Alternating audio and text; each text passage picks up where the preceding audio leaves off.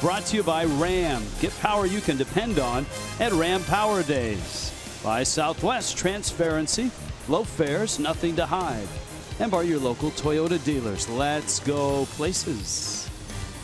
Washington, D.C. World War II Memorial. A little bit later than we anticipated. Rich Waltz along with Al Leiter ready to go. Marlins and Nationals. The rain is still falling somewhat. Tarp is off the field, and once the tarp came off, we had the national anthem, and after that, this moment here provided by the Nationals. Our thoughts and prayers remain with the families, the South Florida community, and the entire Marlins organization.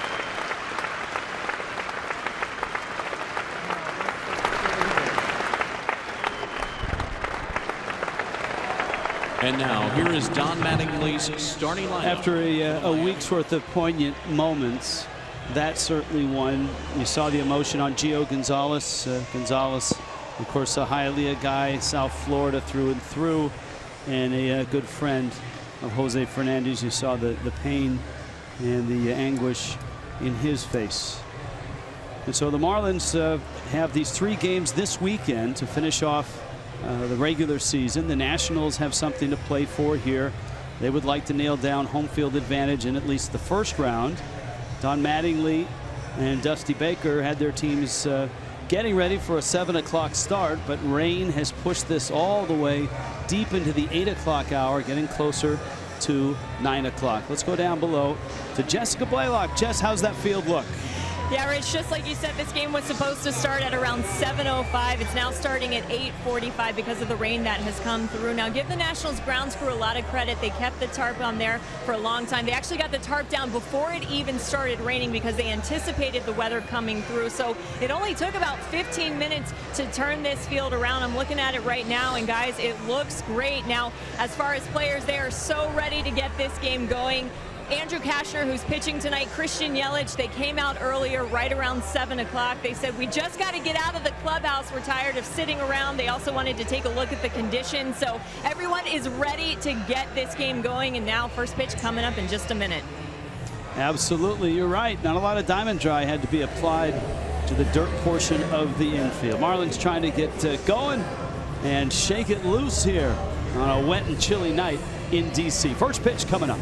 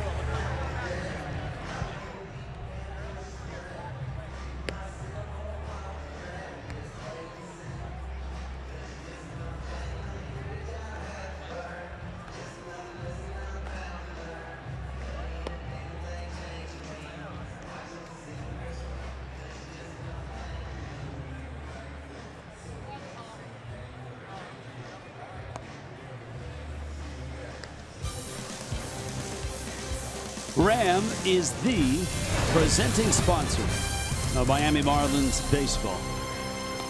Even in inclement weather, Ram is with us tonight. There are still sprinkles in and around the ballpark, raining throughout the Northeast on baseball tonight. UHealth Sports Medicine brings you Miami's order. D. Gordon in the leadoff spot. Derek Dietrich is starting left. Martin Prado's at third. Christian Yelich is in center. It's a night off for Giancarlo Stanton, and with the wet surface out there, it's probably not a bad idea. Marcell Ozuna in right. Justin Bour, local guy, makes good. Has hit well against the Nationals. Real Muto, Echeverria, and Cashner. A.J. Cole, start number 8. Marlins at 78 and 80, 3 games left. Got to win them all to finish above 500. Nationals 93 and 66. Magic number 2 for home field in their first round series against the Dodgers. And a fastball is ball 1 to D. Gordon, and this ball game is underway.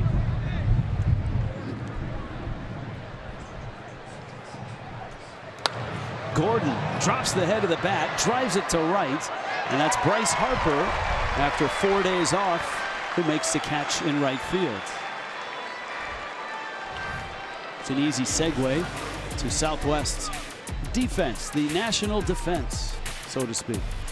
You got Jason Worth, Trey Turner, and Bryce Harper, Anthony Rendon, the glorious beard of Danny Espinosa. Steven Drew's at second.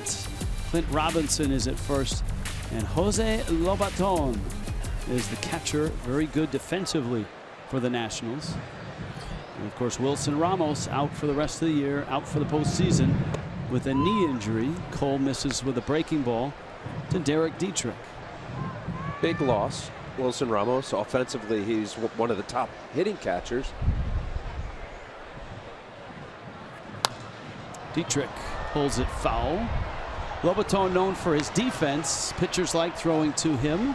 So the Nationals are going to lose some offense, obviously, with Ramos, but defensively, they don't lose anything. They may gain a little bit. Yeah. You know what? And coming down the stretch, and certainly in the postseason, Rich, that is huge to have a catcher that your pitching staff likes, calls a good game, gets a lot of pitches, meaning presentation to the home plate umpire, not moving a whole lot. He's strong. Pitches that get carried out of the zone. He does a good job. He's an excellent backup catcher, and those are your better defensive catchers. And he's about to play a starring role in the postseason here coming up in the next week. There's that sinker from Cole. Actually, a changeup that ran down and away at 84 miles an hour. A.J. Cole's a guy. He's up in the minor leagues, 7 starts. We showed you his numbers. He's a 4-pitch pitcher. Not overwhelming velocity-wise. He faced the Marlins a couple starts ago. Struck him out. Dietrich took a fastball inside part. Fox Tracks shows you pitch number 5. That's perfect. That's one of those comeback fastballs. Starts on the right hip, ends up on the inside corner. That's right, Rich. Yeah, let's take a look at a scout report for A.J. Cole. Basic 4 tools, meaning fastball, slider, curveball, change in that order. He throws right around 91, 92. His sliders, his out pitch, does use his changeup, as we just saw Dietrich. You know when you're liked. He was traded after he was a 4th rounder in 2010 for Gio Gonzalez to the A's.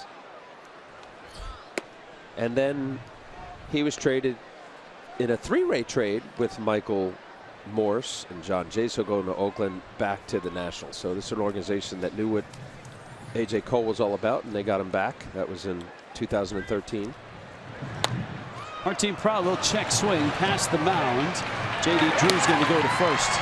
And it's a 1-2-3 start for A.J. Cole. Andrew Cashner gets the ball next. Marlins and Nationals a little bit late, underway.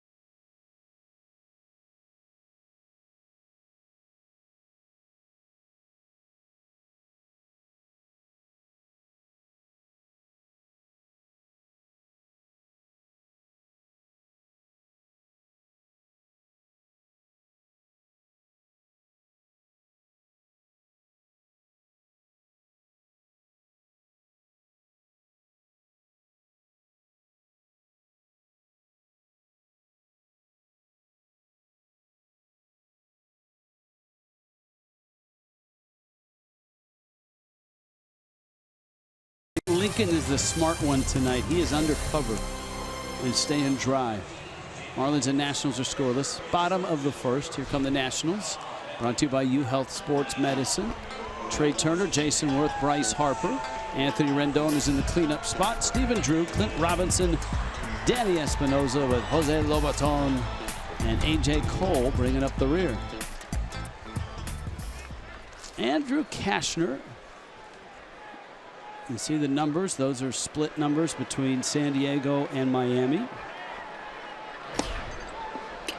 And he goes after fleet-footed Trey Turner and misses with ball one. Turner, Jason Worth, and then Bryce Harper.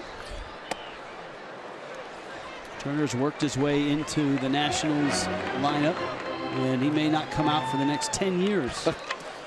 As I say, worked his way into winning a Rookie of the Year. And a strike. No rookie in baseball has had an average this high since 2001. Ichiro, who hit 350 something that year. And Turner takes down low. Well, talking about offense that would be lost from Wilson Ramos, this kid here gotten called up. You talk about putting the bat in the ball and stealing bags. I mean, this is a baseball player right here. And he has terrific speed, and that's not the guy you want to walk to lead off the ball game if you're Andrew Cashner. Defensively, here's Miami's lineup tonight. Dietrich, Yelich, and Ozuna. As we noted, a night off for Giancarlo Stanton. Prado, Echeverria, Gordon, and Bohr. And then Real Muto behind the plate.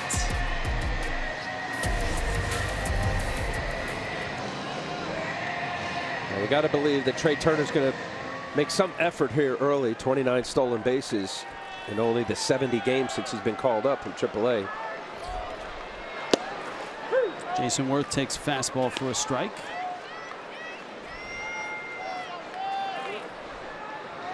Worth with his 21 homers, driven in 69. Takes a quick peek down at third. And Cashner trying to keep Turner close.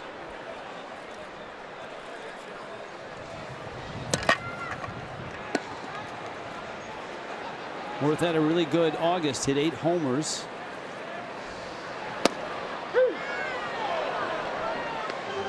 And a strike makes it 0-2. With that curmudgeon-y look as he looks back at Brian Onora. With Jeff Kellogg at first. John Tumpain is out at second. And Alan Porter is umpiring at third. As you saw on the Fox tracks, got it down in the zone. Good call by Brian Onora. A good fastball by Cashner at 94.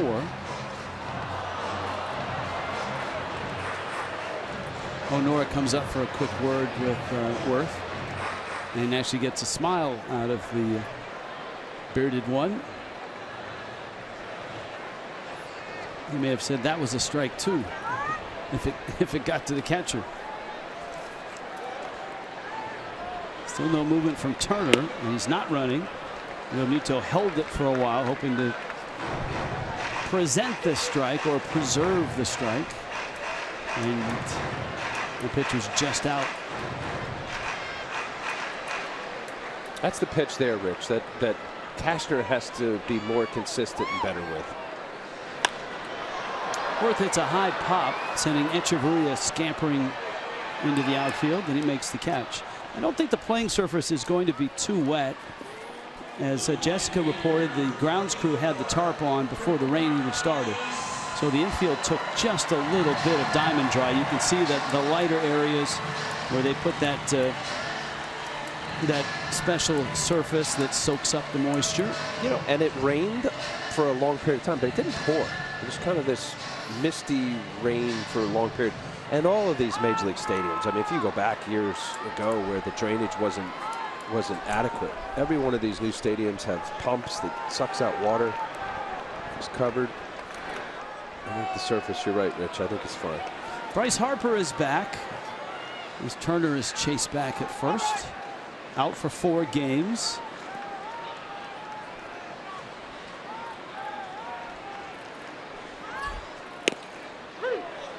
And a strike from Cashner. He injured a hand in a head-first slide. It was a bit of controversy, and that was in an A.J. Cole start. So the last time that Harper was there in the lineup, Cole was pitching, and that proved significant following the injury. Here's the 0-1 and a swing and a miss. Now this is a throw that's getting by the third baseman. It's up the line, and in the last minute, Jung-Ho Kang decides to decoy Harper into a slide, and Harper, you could see, was going to stand up and injured his hand and incensed the Nationals that Kang would fake the tag. Cole would throw behind Kang the next at bat. Runner goes, throw to second, and safe at second base. Trey Turner steals it. So he measured Andrew Cashner, and he swipes the bag. Yeah, I think it was just a matter of time. Trey Turner said the 29 stolen bases, now 30. He's been caught 6 times, but you got Cashner, who does show an occasional slide step, but this kid is just fast. I mean, can hit for average, got pop, can run. He was 9th best prospect in Baseball America. He was named the fastest runner in the Washington system. Yeah, that's not 9th in the Washington system. That's 9th overall. Right. He's a guy that wasn't in the Washington system to begin with. He was a San Diego Padre. Fastball up and in. Yeah, how about that trade? Yeah, along with a good starting pitcher in Joe Ross in a 3-way with the Rays of Tampa Bay. All the Nationals had to give up was Steven Souza Jr. Amazing. And they end up with Turner and Ross. Good changeup by Cashner, and Harper strikes out. That's the pitch. The slider, and I said about the slider for Cashner. He does throw a changeup. Here it is. This is a beauty. He's throwing that 95 6-ish velocity on his fastball, and then great arm speed. See, the location wasn't great. Harper really pulling out, stepping out almost, and pulling his front side. Yeah, there you go. Range from the 86 to 95. Get a separation, ideally, especially on curveballs. If you can get 12, 14, 15 miles an hour, really tough for major league hitters to stay back.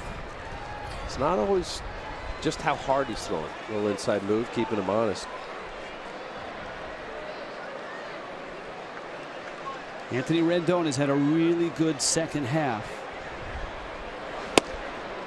And he takes outside.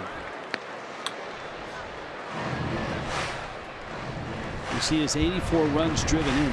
51 have come in the second half since the All-Star break.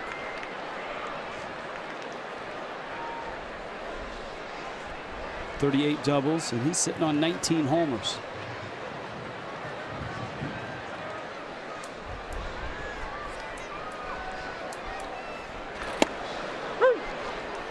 Former #1 pick, right, out of Rice University. And this guy, you talk about coming on the scene and getting the job done, kind of supplanting Ryan Zimmerman, the face of the franchise, moving him to first base when Ryan had some shoulder troubles and some throwing troubles. Line drive, Echeverria had to watch that one almost go through Trey Turner. Cashner gets through the first. We're scoreless. And I need a donut.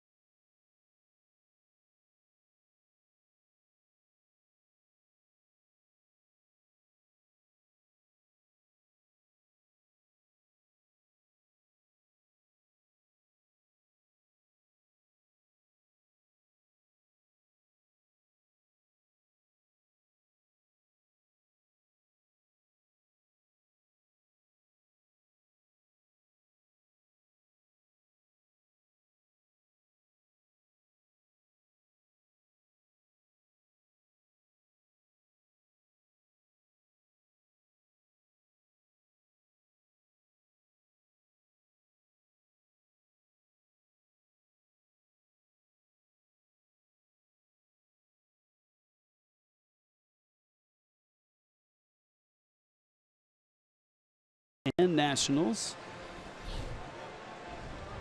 A deposit on a 2017 season ticket guarantees you access to the All-Star Game in Miami. 1-877-MARLINS or go to marlins.com/season tickets. Al Leiter will be there.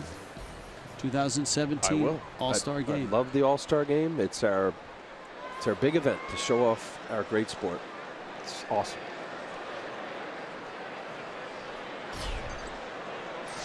Marlins second now. Christian Yelich. Yelich has had a fine year. I mean, and made such great progress. He's continued to grow the power. 20 homers, a career high 37 doubles. On base at 371. You take that any year. Slugging percentage 470. And Yelich hits a blast into right center field. That's in the gap, off the wall, around first, and he arrives at second base. On cue, Rich.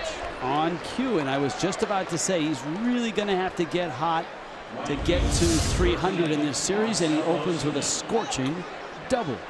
2-0 heater down the middle after curveball and a changeup. Love Christian Yelich when he stays middle, especially like most every hitter. This guy is a gap-to-gap hitter. You mentioned about his power surge. Now 20 home runs, 95 RBIs. Fun to watch.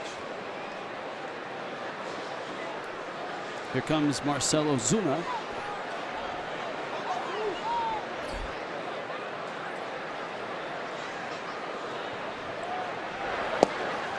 I think we talk 2016 for Marcell Ozuna.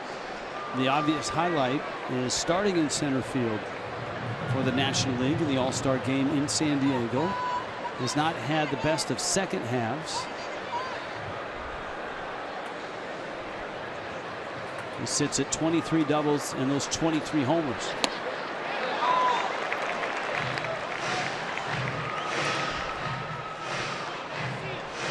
There's your first half. There's your second half for Ozuna. A 320 on base, 453 slug overall on the season.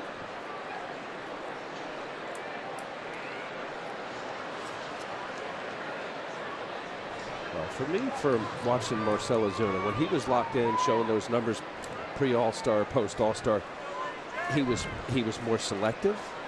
He was swinging and getting in good counts and swinging at pitches that he can barrel up. That last pitch there, the 1-0 slider that's off the plate, you know, and I know that's the formula, right? The ingredients of good hitting or slumps or good streaks. I mean, that's it. I mean, what Marcell was able to do the first half, patient, waited pitchers out, eventually got pitches that he could drive. There were several at bats that he did stay on it, especially the ball away, and hit mistakes. Because that split is pretty stark.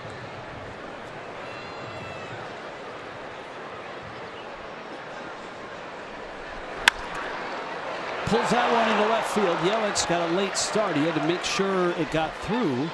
And Ozuna follows Yelich's double with a single to left. And here comes Bohr. I like the eye black tape that a few of the Marlins have been sporting. There it is. Jose D. Fernandez, the initials, and his number 16. And so Ozuna and Yelich at the corners now, and here comes Bohr. Now a George Mason product. Bohr grew up not far from here, about 10 minutes from Dulles Airport.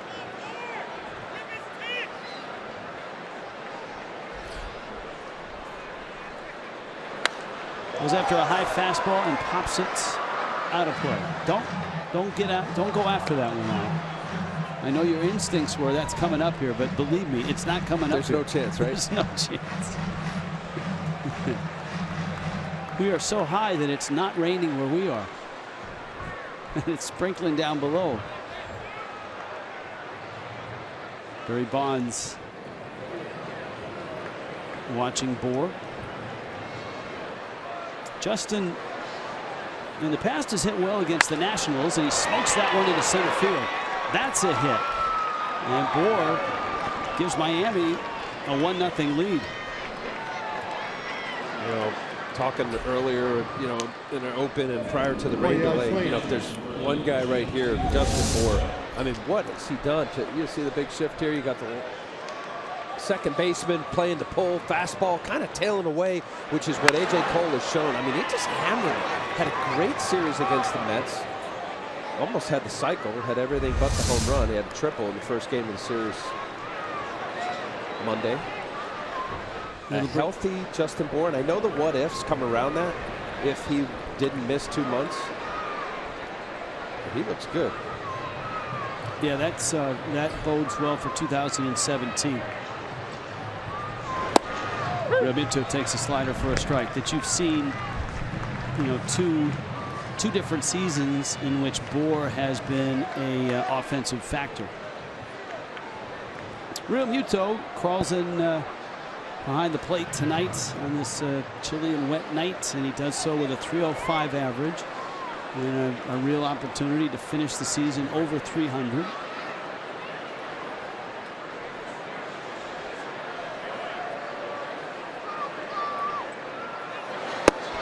Talked to a lot of scouts around baseball that really like what they see out of Realmuto this year. The jump from last year, his rookie season, to where he is, both offensively and I think importantly defensively. So his road numbers. Ozuna at second, Bour at first. You got to give Brian Schneider a lot of credit for his work with Realmuto this season. There's Schneider, a former National.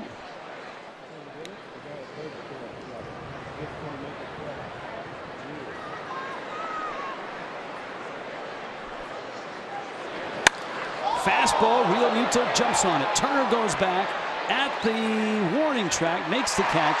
Ozuna will tag, and he scurries on to third. Bour retreats to first.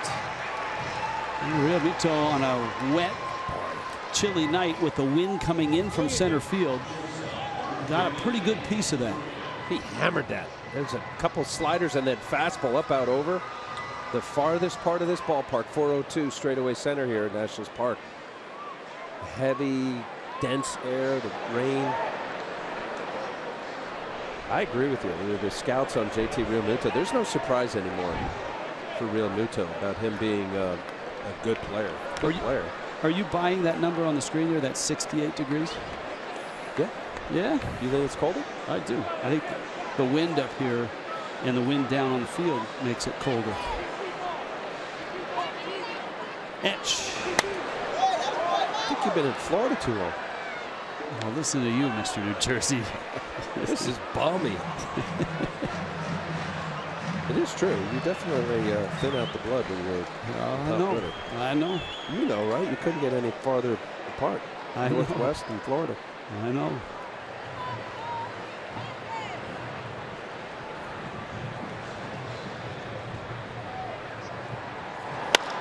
Echeverria lines it into center field. That's a hit. Ozuna will score. Bour stops at second.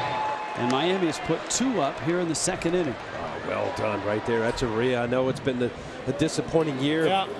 238 batting average. Just stay on this pitch right here. Slider. So far, A.J. Cole's showing these hitters that he doesn't have enough velocity to get it by him. Stays back enough. Stays through the middle of the field. This is nice. This is a pitch where a pitcher's trying to get a hitter to pull off of it. Good hitting right there. And those are the types of swings last year that Echeverria used to hit in the 280s.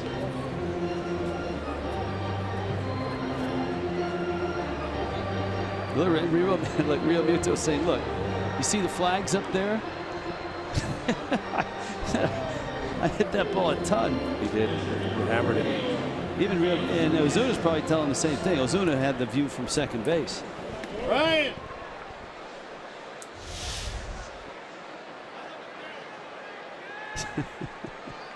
Ozuna's giving him a hard time. He said, wait a minute, look at the flags. They're blowing in. It's a 2-club win.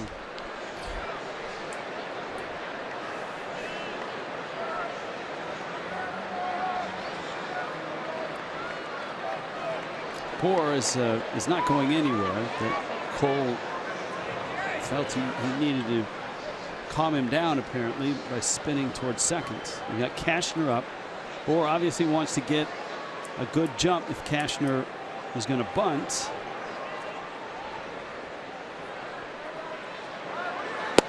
He squares it, he misses. Give yourself up. You got to turn early enough, barrel out in front of home plate. Don't stab at it.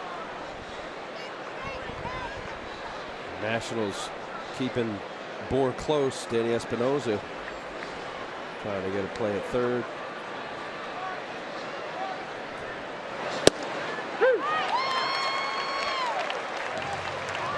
See Lobaton with a snap throw down to second. Also, to the inside move, too, Rich. It's. I always saw it as not necessarily to try to get a guy picked off, because how often do you see it? But to keep him close enough, if in the event there's a base hit, hard base hit to the outfield, that difference of that extra step or two, you're now talking bang, bang, possibly out at home. Cashner swings and misses. And it strikes out. And here comes D. Gordon. Now for the Nationals, not a lot of patience here. When you've got 15 guys in your bullpen, you might as well get them up. And the Nationals got a guy up in the event that A.J. Cole doesn't straighten things out here. Matt Grace, that lefty. You shortchanged them by one. They have 16. They added one since we saw them last. They were at 15 last time through Marlins Park. Was Sean Burnett there? I think he was at it. Well, Dusty Baker's got plenty of lefty-righty matchups. He's got 5 left-handers. I think Sammy Solis is the new guy. Yeah. They have added like festival seating in the bullpen down there in right field. Marlins have 14 relievers.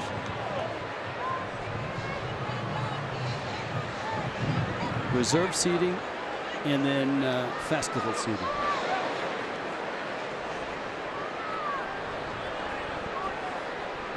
Gordon hit the ball hard his first time up. He lined to right. And Bryce Harper pulls a ground ball to his left is Drew, and he gets the outs. Miami puts 2 up and gives Andrew Cashner a lead.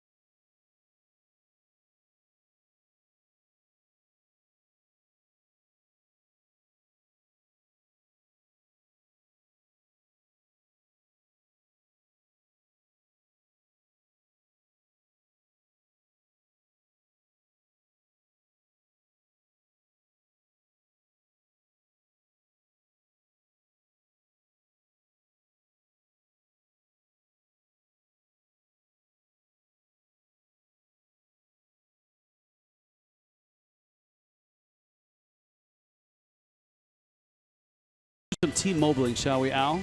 Yeah, let's do it. It's greater coverage of baseball. How about Ubaldo Jimenez? He's throwing the ball quite well right now. And the Birds tonight, by the way, are clobbering the Yankees 8-1 in the rain in New York. Yadier Molina's double last night should have been a ground rule. It ended up being a walk-off. Cashner misses inside with the fastball. And, of course, Johnny Cueto beat Colorado. Tonight, the Giants and the Dodgers open a 3-game series in San Francisco. Detroit, did you say Detroit up on Atlanta? 5-0? Detroit 5-0 on Atlanta. That's another one everybody should be watching. Yes, Toronto, Boston, bottom 5. Toronto 3-1.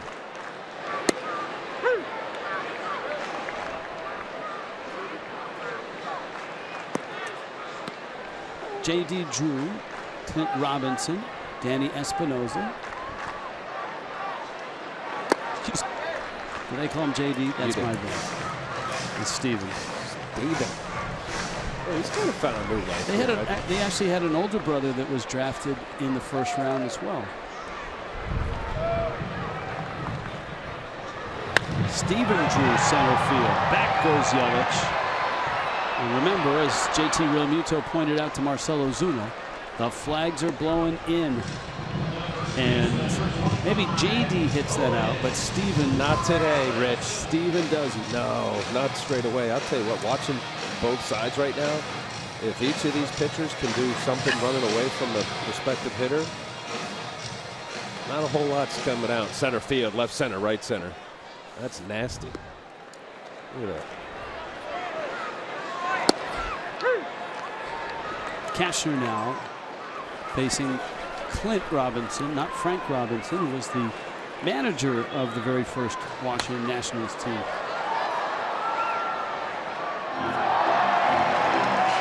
Remember that in 2005 they were playing at RFK,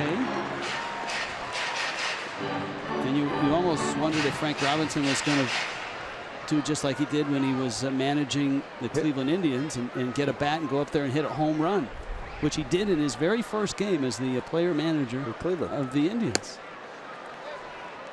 How cool was that, huh? Yeah. Guy could hit. Guy could hit. Of course, on the Beltway, they love him from his great years with the Orioles. That one fouled at the plate by Clint Robinson. Clint Robinson getting the start tonight. Ryan Zimmerman, their everyday first baseman.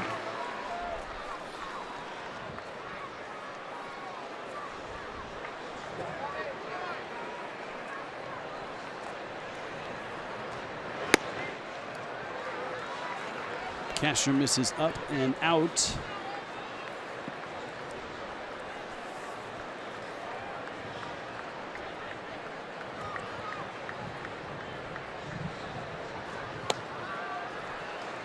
Well, Miami's going to face Tanner Roark tomorrow, 4:05, and Max Scherzer on Sunday. How long you'll see either of those two, we'll see. Both have really nice ERAs. 2.86 and 2.82 for Roark and Scherzer, and that one by D. Gordon into right center field. Wei-Yin Chen goes for Miami tomorrow, and Tom Kohler will get the finale of the season. Chen trying to get back to finishing strong, right, after being injured. You mentioned about Tanner Roark for the Nationals. Their game 2 won't be till next Saturday.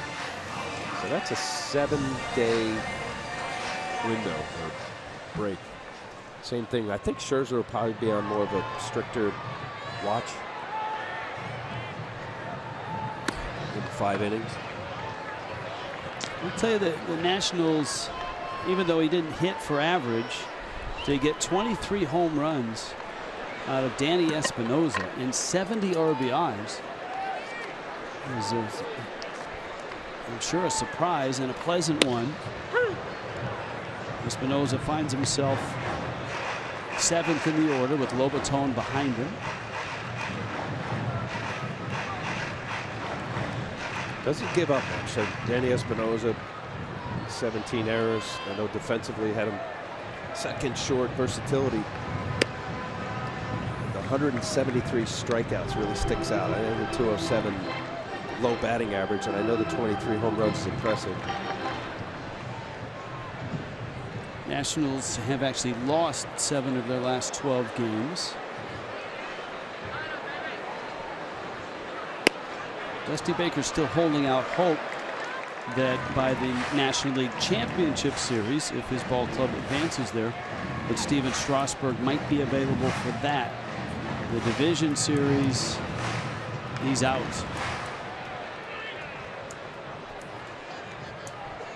He's got to be pretty pleased with the first year here. So is everybody else in the Beltway.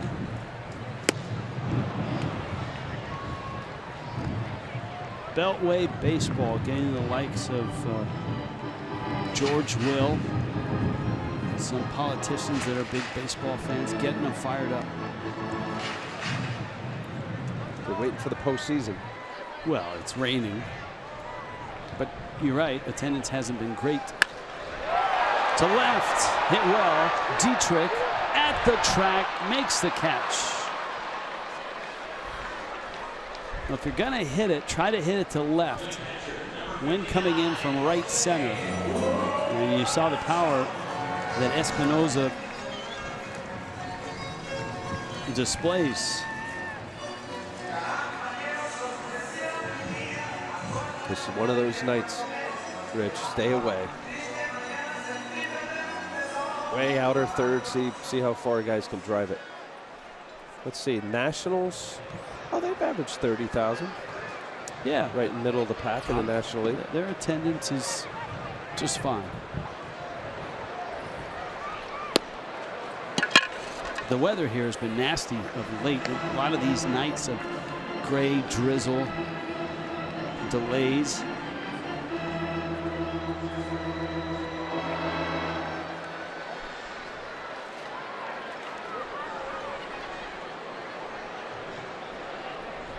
It was nice. Brian O'Nora gave the Jose Lobaton a little time. He kind of swung awkwardly, and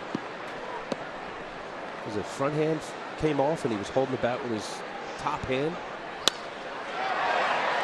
Yelich, good jump, nice route, makes the catch, and Andrew Kashner, 2 scoreless innings. Miami on top 2-0.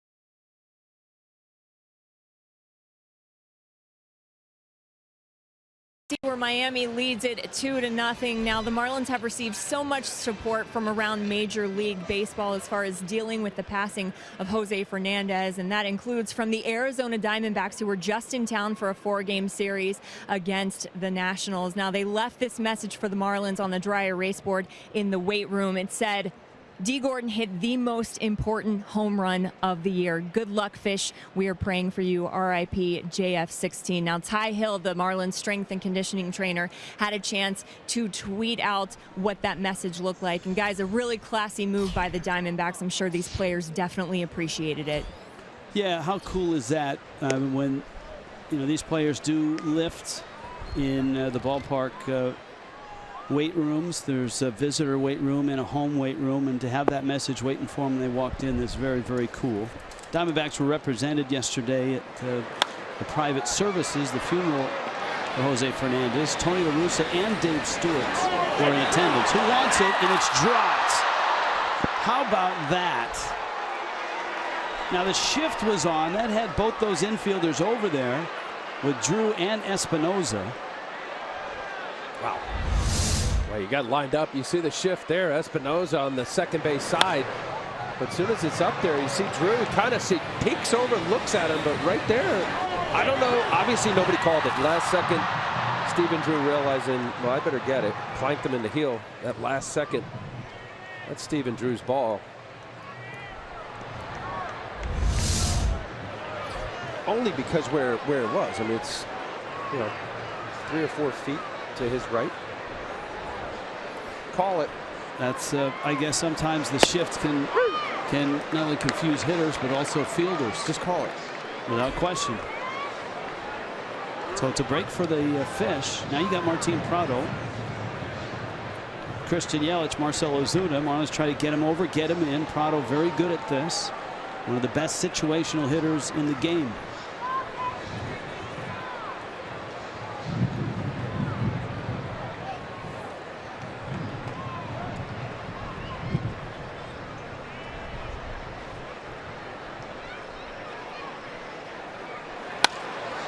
Prado into center field. That's a hit. Dietrich had to hold. The ball was on a line, and it gets through. Dietrich gets to third.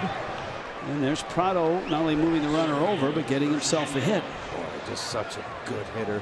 Martin Prado, there's a reason why Prado batted 305 into that at bat right there. Straight away, I mean, you mentioned about he's a great situational hitter. Doesn't strike out a lot. Will take his walks just out of the outstretched glove of Stephen Drew. Just a pure line drive hitter. Balance, doesn't seem fooled a whole lot. Dietrich did a nice job on that pop-up. Didn't lollygag out of the box to be at second base. Here now at third base with nobody out. Now here's Yelich. Christian doubles into right center in the second inning.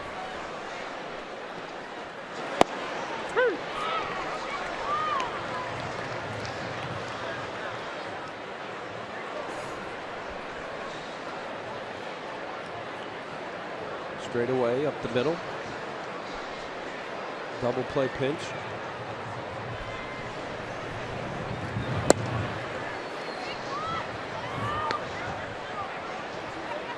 Ball and a strike. So the double that Yelich had raised his average from 292 to 293. That's how hard it is to move the needle this late in the season.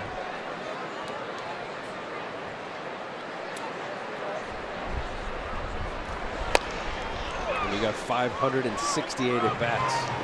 Now 569.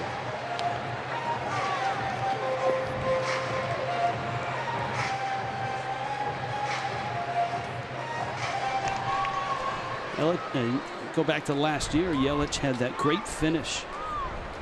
A doubleheader in Philly on the Saturday.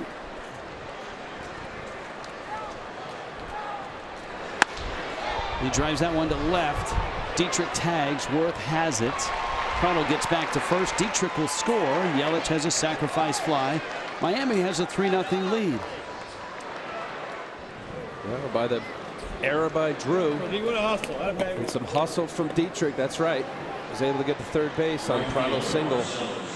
Get him over, get him in. Push the runs.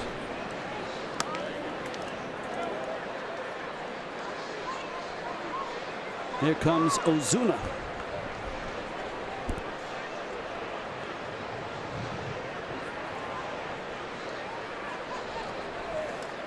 Marcel single back in the second. Prado still at first. And a strike from Cole. Remember, the Nationals bullpen was up in the second when Miami got 2.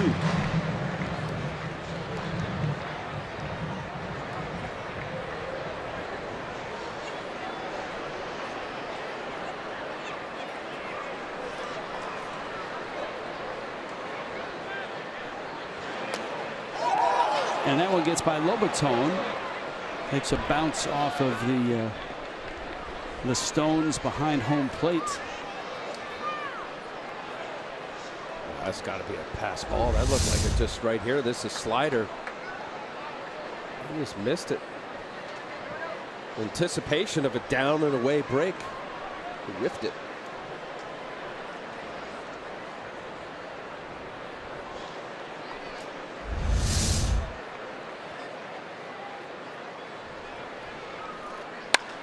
Ozuna cracks one to right. Harper tracking it, makes a catch. Prado slips, now gets started, and ends up at third base.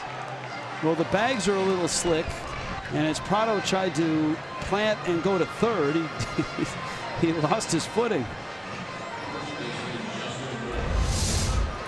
Hard shot, right field. Freezes, realizes that Bryce Harper has a track on it. He didn't quite get back to the bag, and I think he had to make sure, hey, I better make sure I get my foot on the bag here. Here is Justin Bour. That one well struck by Ozuna. Bour had an RBI single, a line drive.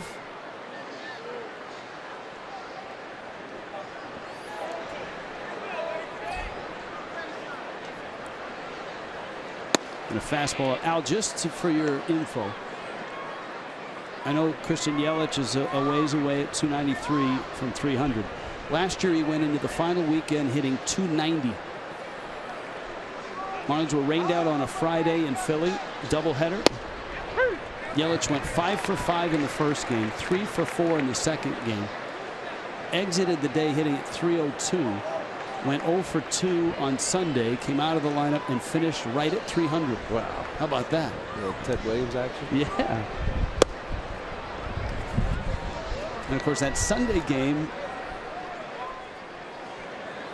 there are a lot of things happened on that Sunday game. That was the game in which D. Gordon won the batting race with the home run, the extra base hit, and the single against Bryce Harper. Bryce Harper and he came into that day very close. Percentage points, Harper was up. And of course, the other thing that happened in that ball game is that Ichiro finally got to pitch. Quite the weekend in Philly. That was. And Yelich with 8 hits on Saturday gets to 300. Bour cranks one. Gordon ends up winning the batting title, and Ichiro pitched. But just start with the 8 hits on Saturday. Yeah, I mean, it was something. That's a good week for somebody.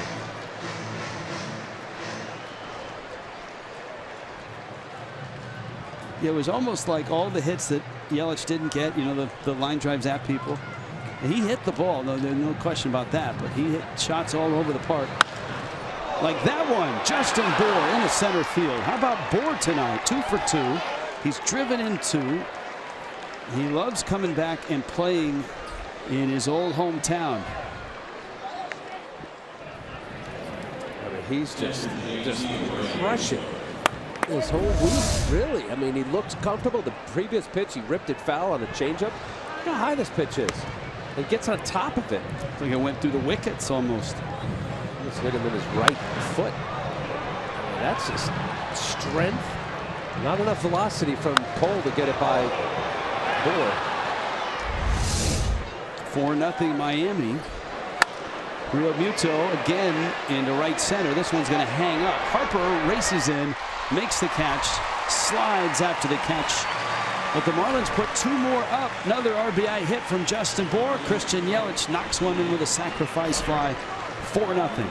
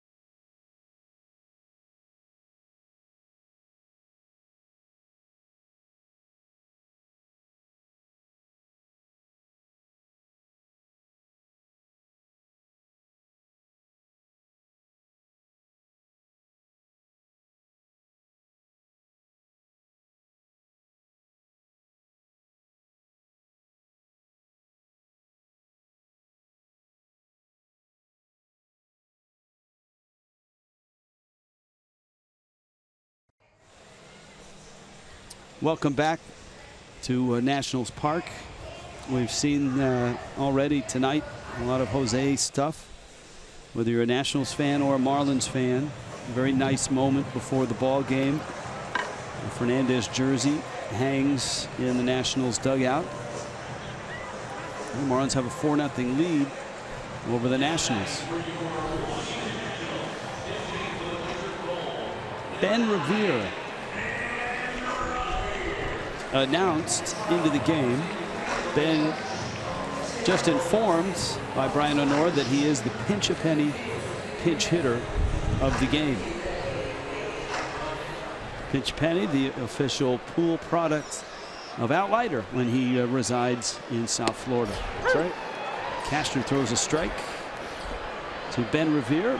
Trey Turner, Jason Worth. Cashner's given up a single and a walk and a stolen base. Ben Revere socks one in the gap. Ozuna, nice running catch. How do you like Ozuna in the corner spots? You got to see him in left. Marlins like him in right with his arm. Well, I mean, you know, what started out with the beginning of the year as a center fielder. I think size and speed probably better in one of the corner outfielders. That's a nice play to be able to get to it. Strong enough arm, certainly. And that's what, you know, when Don Mattingly went with Christian Yelich in center field full time about 3 weeks ago to a month ago, the talk about Ozuna was, hey, his arm probably plays better in right or left. And Yelich's gap-to-gap speed, especially his closing speed with those long strides, plays better in center. I think if you're looking towards 2017, that's probably where those guys start. Yelich going gap-to-gap, can't get to this one. Off the wall, Dietrich picks it up, Turner can fly, and he's racing towards third, and he gets there. Now that is Trey Turner's game. Put it in play and put it in gear. Put it in play often, 336. Coming into this game, walked his first at bat. This is a fastball trying to get inside. You see Real Muto. No, it's a changeup. Changeup up, kind of middle. See, Yelich just couldn't get to it, cut the upright. I mean, the speed that he has, check this out. I mean, as soon as he sees cuts it in left center, I get it. Left center here is pretty far, but he's not thinking double. Tough to get a triple left center. Often you see it right center field. I mean, that is a quick young man. His 8th triple on the year.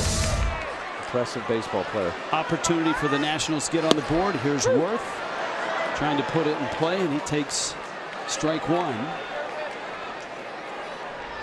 Infield is back, including Prado at third, and with Turner's speed, anything past the mound on the ground should produce a run.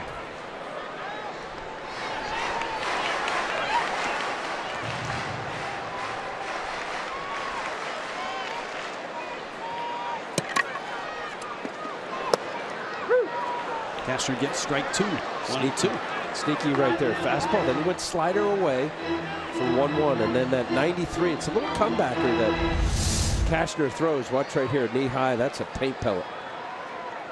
That's a strike. Then one on the fists.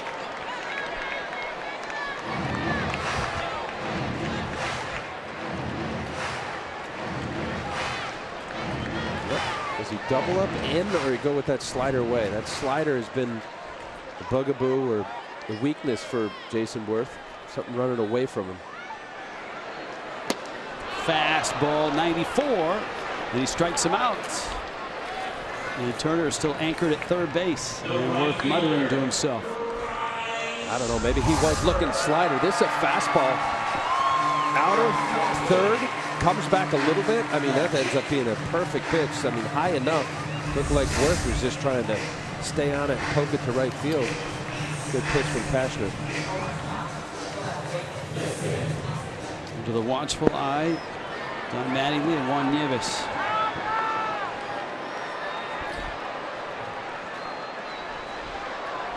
Good idea. He was going to wind up with the 2 outs, but you got to Prado way off third base. And a really fast runner at third base. Anybody's stealing home with the left-handed batter. He could easily get a walking lead there. You see Prado, no chance. Yeah, with the shift, Turner could probably get even more of a lead, but then you're putting yourself in almost harm's way.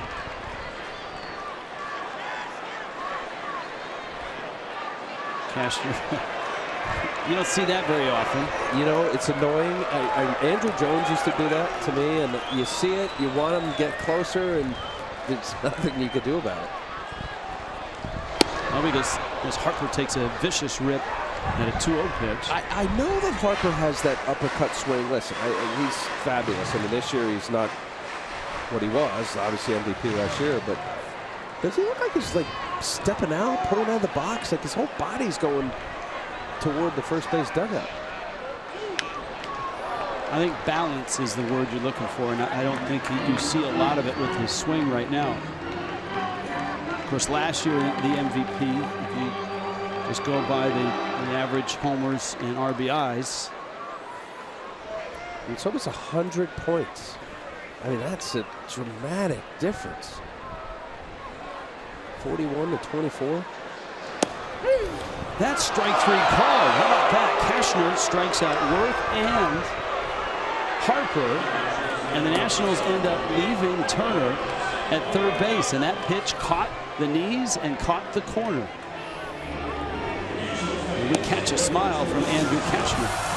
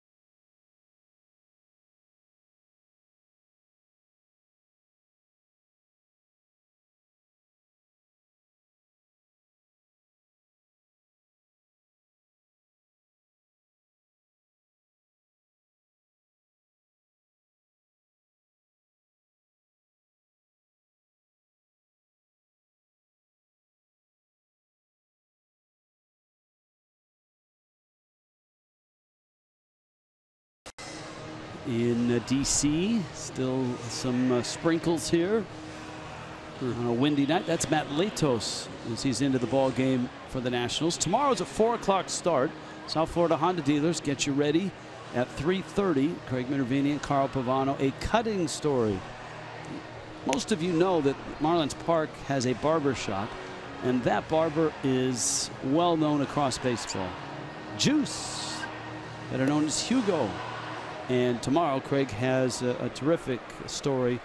He and Jose Fernandez, so close. Jose always in that, always seemed to be in there at some point over the course of every day, just either to get his haircut or to check out who was getting their haircut. That was the Jose guy that didn't shave his hair or his beard until Jose came back from Tommy John surgery. Oh, wow. Here's Echeverria. And Latos fastball for a strike. Marlins beat Latos last time the Nationals were in town.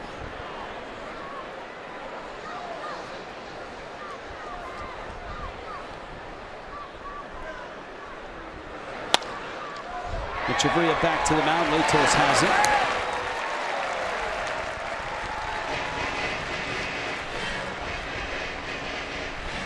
Nice touch. Nationals Park. You see the Nationals logo on the right above their lineup and above Miami's lineup. Yeah, that's nice. I mean, just about every team recognized Jose Fernandez in some nice tribute. You see the jersey in their dugout. On the mound. There's Cashner when he fouls it back. You know, we were able to tell a lot of stories over the course of the last 3 or 4 days about Jose and his impact. To me, one of the best stories to illustrate what type of person Jose was. Cashner bunts it, first base side, was the story of Chris Johnson. You know, Johnson's been with the Marlins all year. 2013, he did not like Jose Fernandez. That was that game against the Braves. Yeah. And Johnson, when he signed, there he is. When Johnson signed, he told me today he was a little apprehensive because he knew not only did he and Jose have beef and not get along, he knew that there were some other Marlin teammates that weren't happy with what went down on that day in 2013 when Jose hit the walk-off, or not the walk-off, but the home run, flipped the bat, and there were words exchanged and pushes and shoves and all that. Here's the 0-2. Fast forward to this year. The first thing that Johnson attended was the golf tournament in February. And he got to the golf tournament and he wasn't sure. And he walks up. There's a group of players. In it is Jose. Jose sees Johnson and makes a beeline for him. Grabs him with a big hug and says, "Now you're on my team. And now we're together." And Johnson said it did two things. It told Chris that, hey, this Jose guy's okay. And it also, he said, it showed the other teammates of Jose's that by Jose coming over and embracing Johnson, all of a sudden Johnson felt that the rest of the team accepted him because of that. Wow. And to me, one of the most powerful images of that awful Monday night game, awful scene, great game for the Marlins, and all the touching scenes, was at the end of the night when the TV cameras were off. Johnson and his 9-month-old son were out at the mound. Johnson brought his young son to the mound, placed him on the mound. The hats were still on, the caps were still on the mound, placed him by the 16, and took a photo of his son. And he said, you know, I did not want his memory to leave me because he's had such an impact on him. And he said, you know, the unique thing for him is that he's one of the guys that saw Jose, who did rub guys the wrong way when he first got to the big leagues. But he said he was one of the few. There he is after the game. Chris said he was one of the guys that was able to, when he was a teammate of him, see, there it is. Look at that. Precious. How cool is that?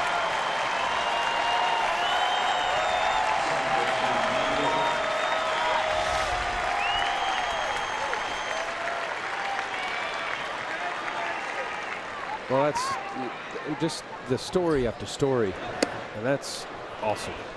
And I just keep going back to Jose Fernandez was 24 years old.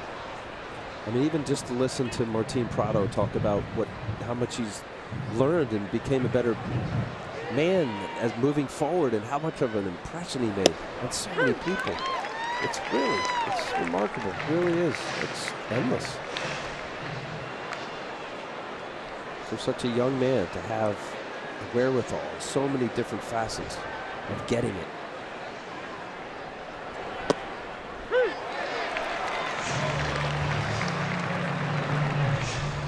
Counts 1-2 to D. Gordon.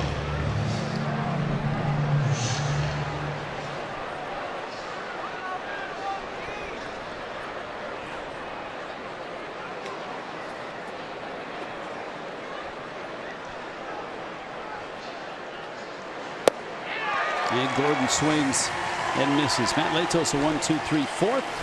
Bottom 4, rain delay game with the Marlins up 4-0.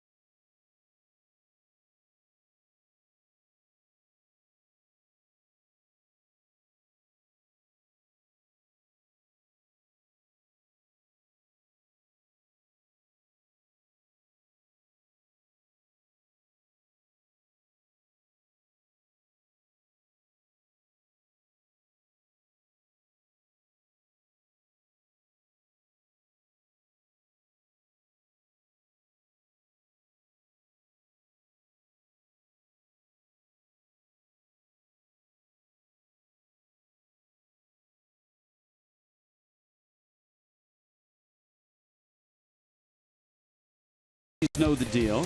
And by Coral Springs Auto Mall, across from Coral Square Mall, we make it easy.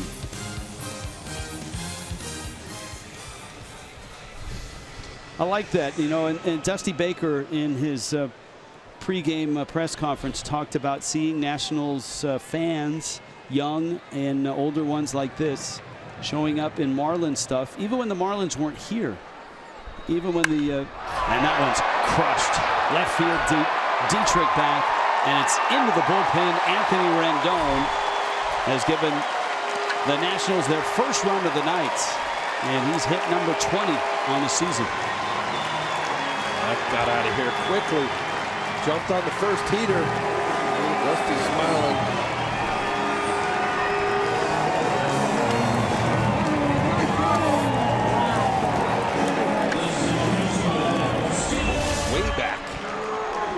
Of the Marlins bullpen, I think. I mean, it was just right down the middle. You see on the Fox tracks.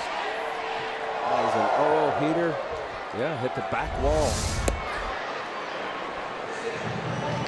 So it's 4-1. Here is Stephen Drew.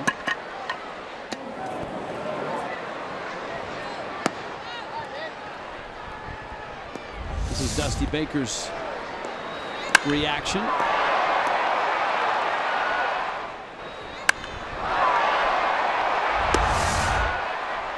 Swallow that toothpick.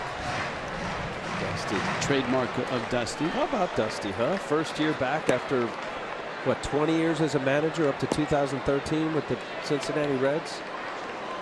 14, 15, couldn't find a job. They knew what they had here. It was just a matter of finding the right guy, and that was the right guy. Love Dusty Baker, 3-time manager of the year in his managerial career. You know, 7-time postseason. And the thing you forget about in the offseason is they offered the job to Bud Black to begin with, but they were only going to give Bud Black just 1 year. And Black wasn't real pleased with the way the negotiations went, and he pulled his name out. And then the Nationals turned to Baker.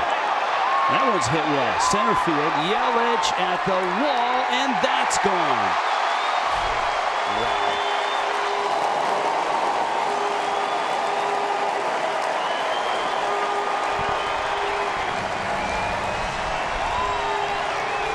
I thought tonight center field would be awfully tough to hit it out. Now for Stephen Drew, his 8th home run on the year. And that's again center cut. Stephen Drew always was able to hit the fastball. I know last year or two with the Yankees off speed, especially changeups. You see where Real Muto's setting up. That is again just center cut middle, thigh high, maybe a little above the thigh. That is well struck. And that was going to find center field. Well, the Nationals swinging it well here in the fourth. 4-2 Miami. The 2 solo homers have cut the lead in half.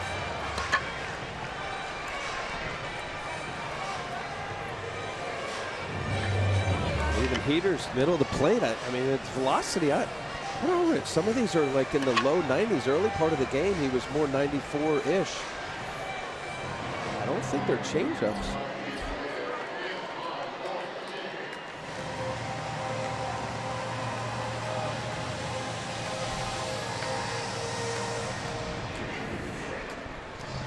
This copyrighted telecast presented by the Marlins may not be reproduced or retransmitted in any form. Counts and descriptions of the game may not be disseminated without the express written consent of the Miami Marlins.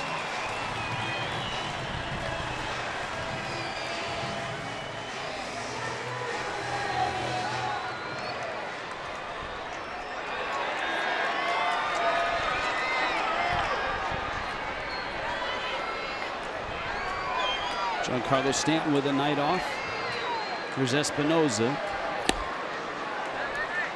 3 straight hits to open up the fourth against Cashner.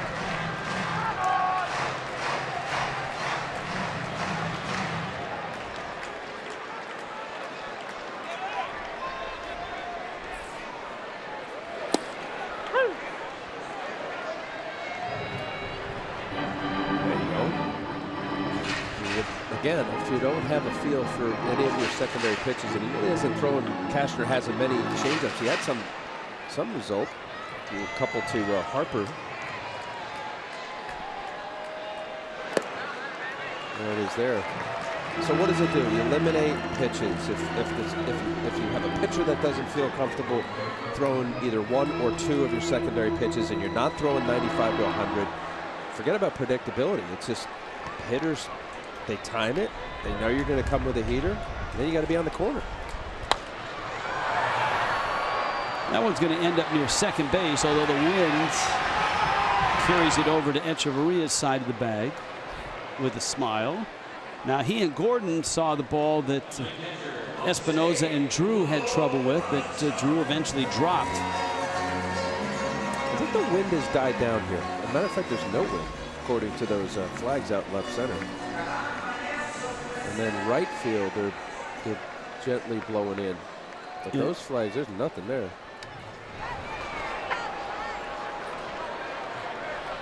Mist has gone away, or is there still a little mist? There is mist. Oh, mist. Mr. Mister, that's driven. Right center field. Lobaton bangs it off the wall. Racing for third is Robinson, and he's going to score. And just like that, the Nationals have cut Miami's lead down to a single run.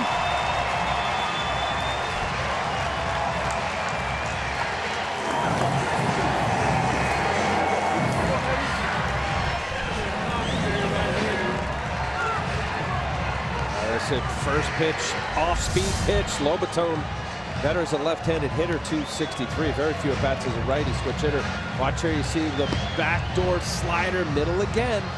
Up, out, over, just kind of a floater that was spinning up there. Lobaton getting a good barrel on it, his 3rd double on the year. Lobaton's only had 95 at-bats coming into tonight. Sitting behind Wilson Ramos as the backup. This is Wilmer Defoe. As you can see, the rain's getting a little heavier. And Cashner trying to get out of this fourth. He still has Lobaton out in scoring position. Defoe getting the pinch hit appearance.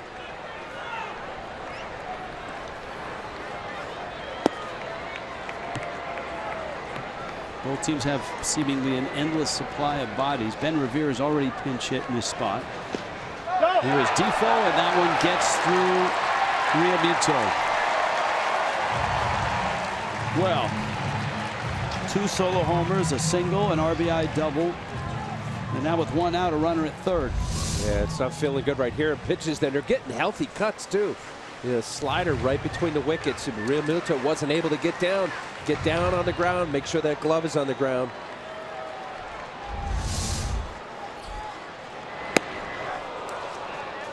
High fastball. Defoe out of the Dominican Republic. A lot of speed, switch hitting middle infielder. Homered yesterday, his first major league home run.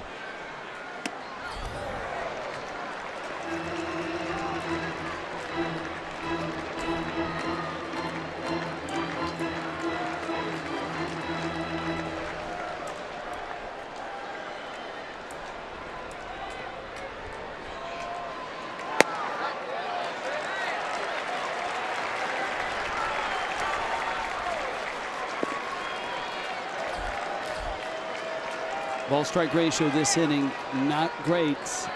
19th pitch.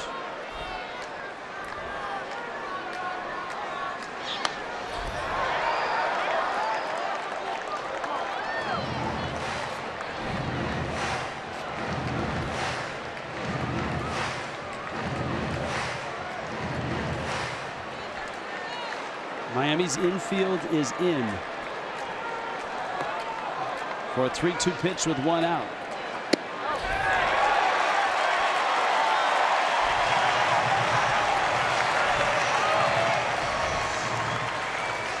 At the corners, speed at the plate, speed at first as well.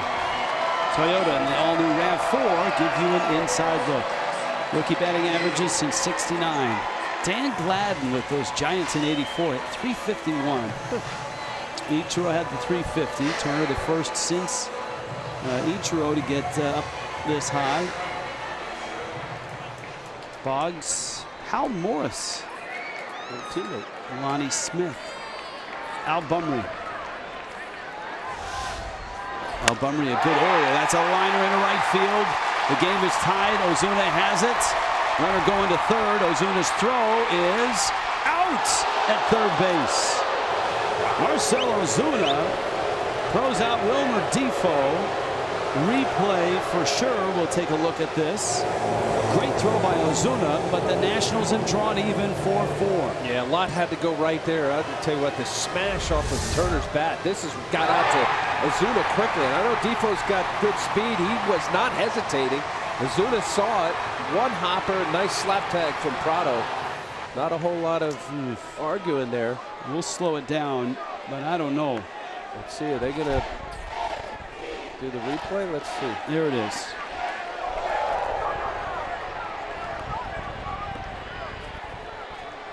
Can't tell there. This would be a better shot here. Boy, is there enough to overturn that? Not that. Now the initial call is so important. I think that look, he looked safe. And Dusty Baker said, let's do it. Dusty putting his hands up. It's the universal sign for no, let's review it. It's not only our cameras, but also yes, Washington cameras. So they may have a, because could you tell there? On that one, it looked like, you know, the initial low third. Here's a look. Watch the left hand.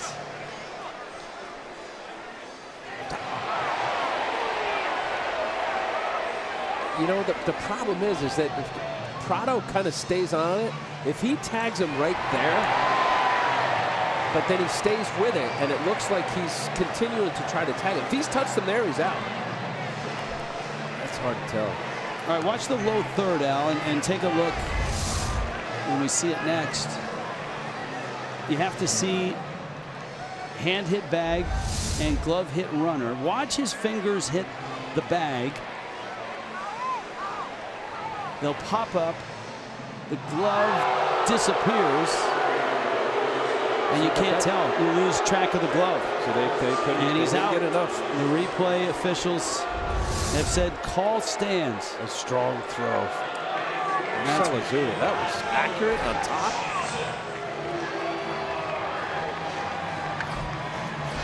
Call stands means not enough to overturn.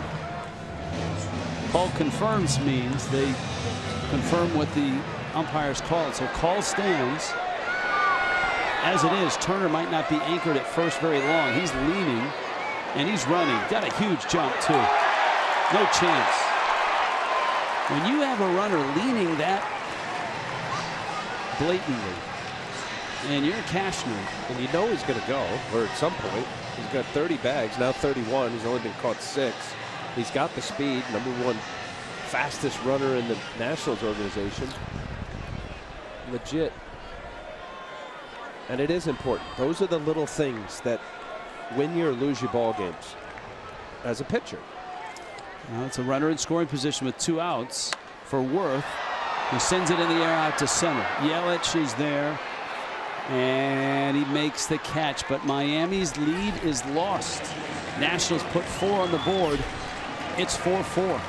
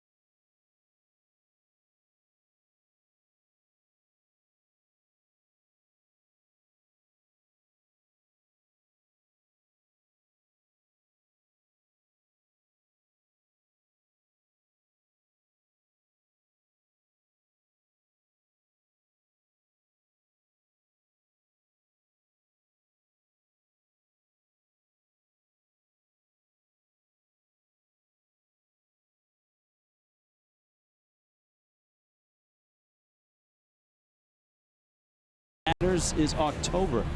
The NLDS starts October 7th on FS1. Nationals will be in that postseason. They'll be playing the Dodgers. Home fields in that series is still in doubt.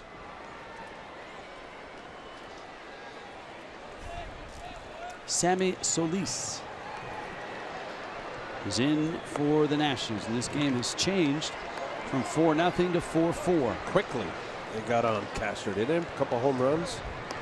Hitting the ball hard last inning. Derek Dietrich, Martin Prado, Christian Yelich. Dusty Baker figures he'll bring in the lefty with a couple of left-handed batters, and then you've got Bohr. So if Solis can get the lefties and not get hurt by Prado and Ozuna, Baker will be happy.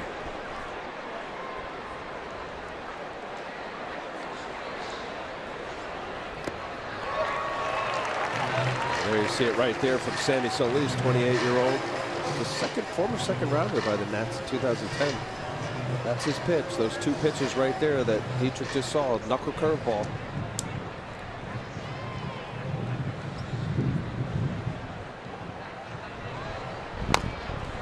Breaking ball. Pulled foul, and it's 0-2.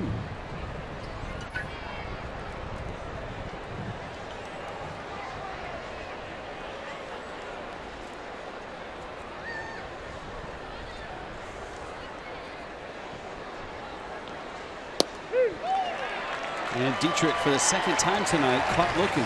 Yeah, you got a scout report on Sammy Solis, a lefty specialist. You know he's got the good knuckle curveball. It's his out pitch. 3 in a row, and then you get locked up on the heater. Just a check of games tonight. The Mets beat the Phillies 5-1, so the Mets are now at 86 and 74. Puts pressure certainly on the Cardinals and the Giants. Cardinals 5-0 lead over Pittsburgh. That doesn't assure them a wild card.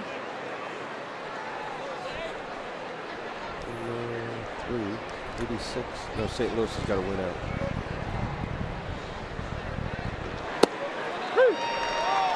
Mets have 86. St. Louis has 83 wins. So I guess St. Louis lost. St. Louis is still playing and they're up 5-0. Okay. So it doesn't. It ensures a tie, which doesn't ensure you a spot in the wild card game. Harper disappears from view, but emerges with the baseball. You could see him start to turn his body as he got close to the wall. That ball was slicing off of Prado's bat, and you'd think that that ball would just continue to go in the stands, but the wind, I think, actually pushed it back onto the field. Harper getting to the wall. I don't know if he got hurt there, but looking a little gingerly after catching that. Here's Yelich, who is doubled, has a sacrifice fly. Pulls one to first, and it kicks off of Robinson. Yelich is safely across the bag. I don't know that he's going to get a hit out of that. And it's E3. Yeah, as soon as he backed up, I know it's a hot smash. This is the major leagues right here. That backup right there, he got caught in between. That's a hard hit ball off of Yelich's bat. Curveball, one hopper, should have that.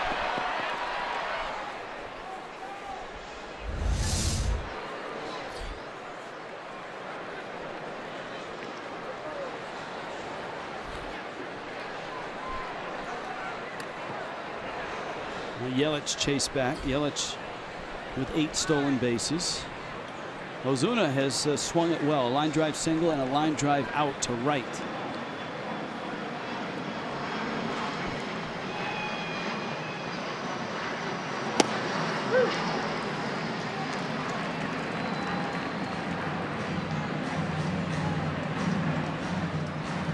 Rain continues to fall. Not as heavy as it was earlier in the night in New York, where the Orioles are pounding the Yankees still 8-1.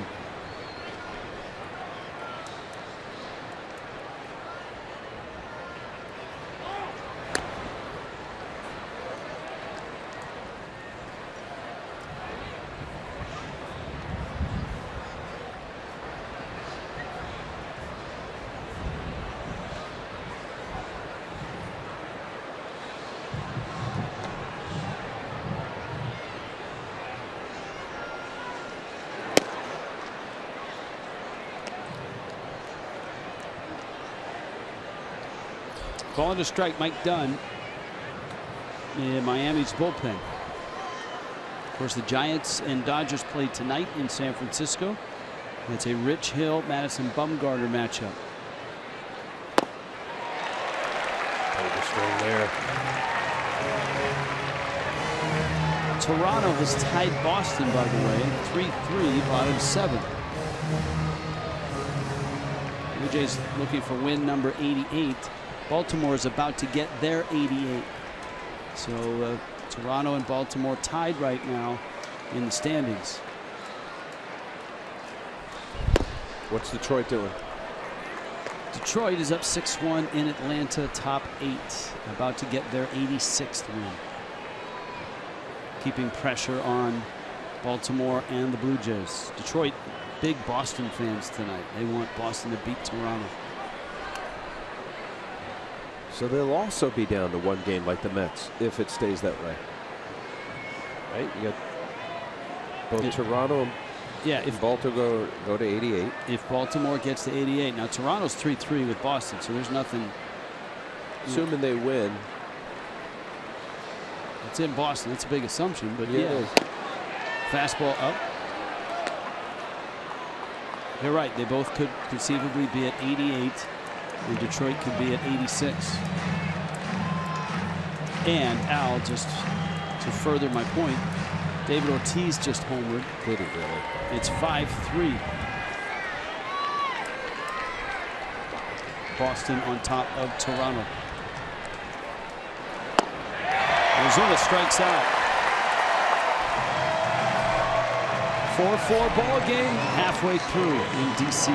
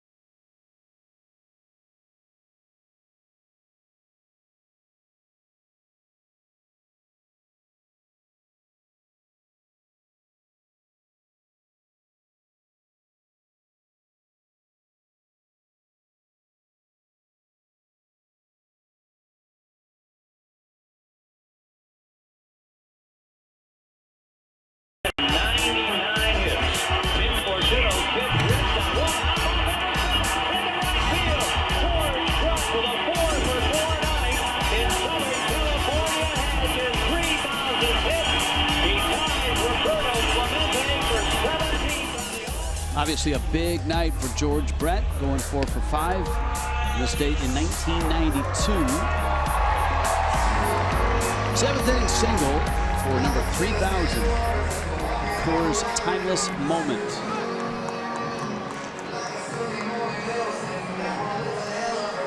Brett was one of those guys.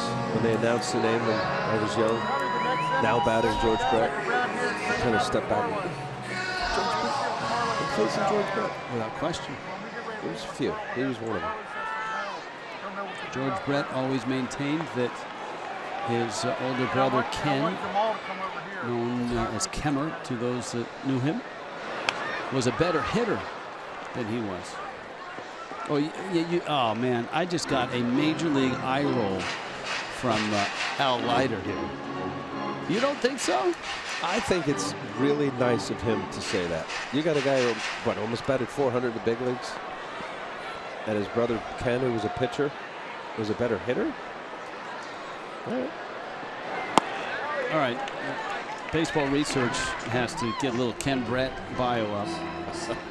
Now I'm a bit jaded because I worked for the Brett brothers when I was in the minor leagues. But don't you think it's nice of George to say that, as stud a hitter as he was and a great player, to say his brother was a better hitter than he was?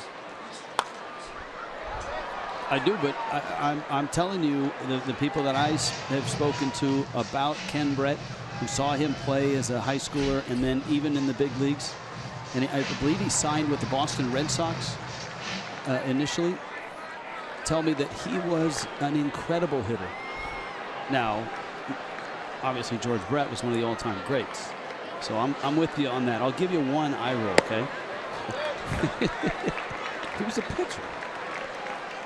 Yeah, but he was maybe the best hitting pitcher of all time. Well, I'll give you that. Okay, thank you.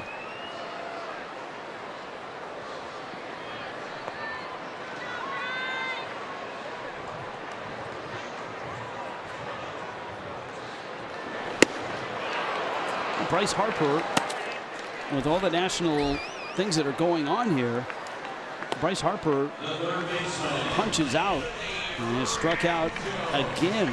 Patrick.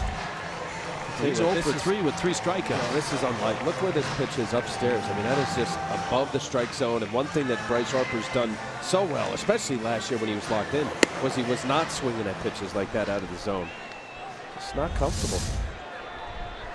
And for the sake of the Nationals and their postseason, they need him to be right. All right, Al, I've got to ask you a question here. It's a personal question. How did you make your telestrator red on that last diagram? I don't know. It looks crazy. Draw something. All right, let me put a little. Oh, look at that. So red, and then I can go blue. This is awesome. We wait till the end of the year to bust this out. We've got the new telestrator. We just got this. What else you got in there? So I'm going to do. Well, for red, it's got to be like red fastball.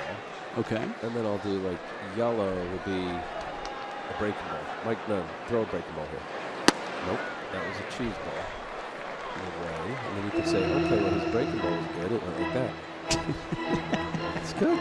Very nice. I like it. I like it a lot.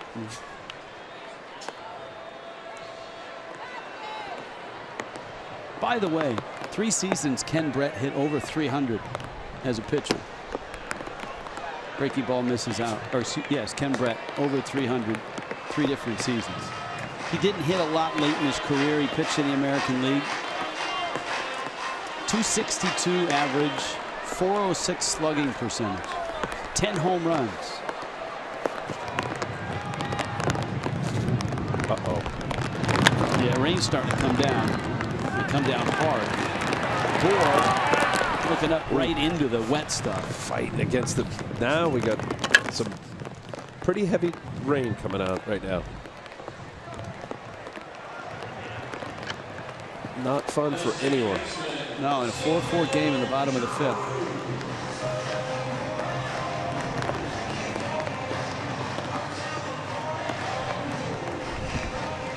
And here is Stephen Drew.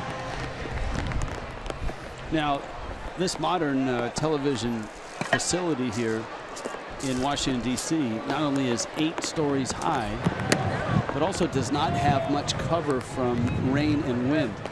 So right now, messing up the candy. Al Leiter's having to cover up his sugar fix, hide the laptop, get his notes out of the way. Well, the crew up here, much like a NASCAR pit stop, is trying to protect Al behind the shield of glass. Look at Al helping out, making friends. It's a big night here for you. We've discovered colors on your telestrator. We were able to get you covered by the cone of silence.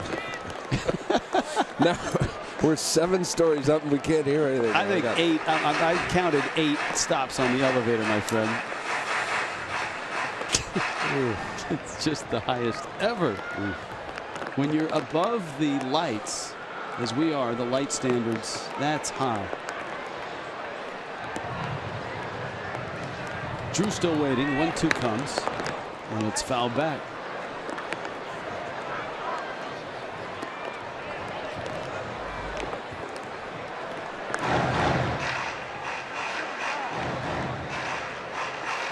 Mike Dunn working here in the 5th. Andy Cashner just 4 innings, and Cashner had a 4-0 lead. The Nationals hit 2 homers and scored 4 runs in the 4th.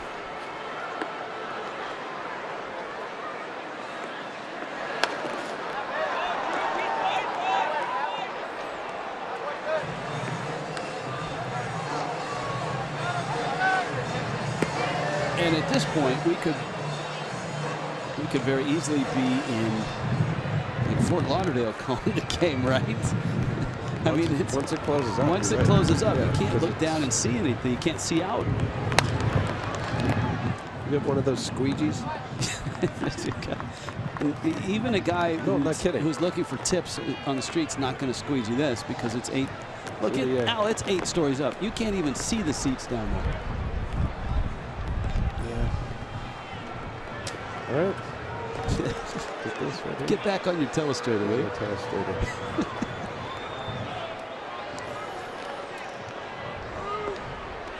1-2. Fouled at the plate, Stephen Drew. Then you get the 11 pitch at bat.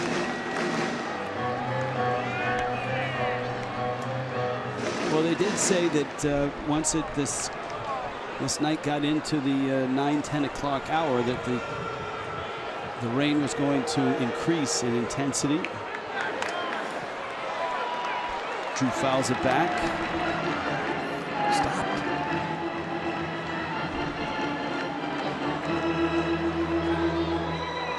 The annoying part right here, you see Mike Dunn, you get the dirt caked onto your cleats. It's already heavy. Now it gets a little bit heavier. I mean, no, there's really not anybody has an advantage, because I think the pitchers have a tough time getting a good footing. Drew to right center, Ozuna and Yelich. And Yelich is there to call and catch. Dunn, a scoreless fifth. 6th inning. We'll check in with Jessica, see if she's dry.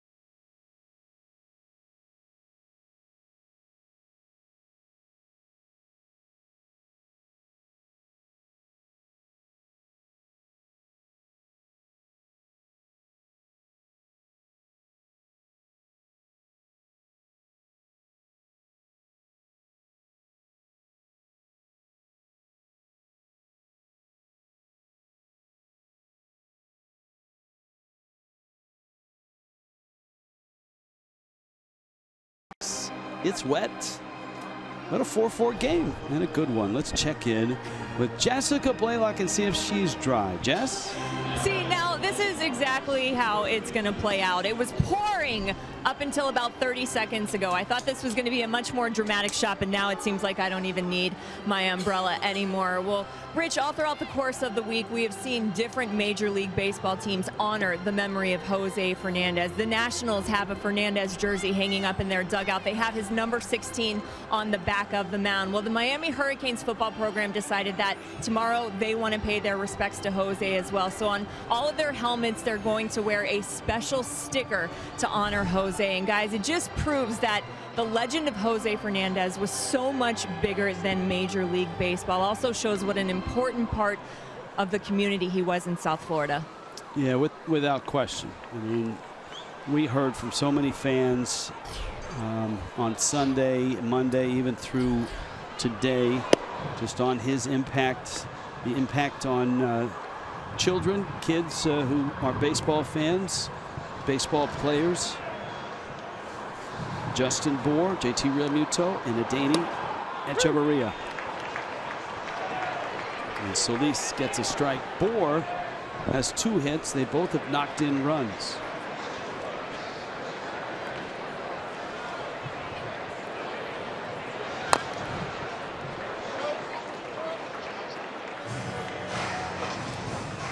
Two runs in the second and 2 in the third for Miami. Rich, with the no batting gloves, especially when it's rained, and you see right there Justin Bour making sure he's got plenty of pine tar. Justin Bour, my goodness. That one is going to scoot, and it gets by Turner. And Bour has himself a double. He really is swinging the bat well right now. Line drives, center field, left center, right center. And even, you know, it's not full because this is a fastball that's running away from a left-hander who's got the good curveball. But off the bat, you see the way he just looks like a flick, but clearly not a flick. It's getting past Trey Turner, and he misjudged it, thinking that it wasn't hit as hard as it was. I mean, the ball just jumps off his bat.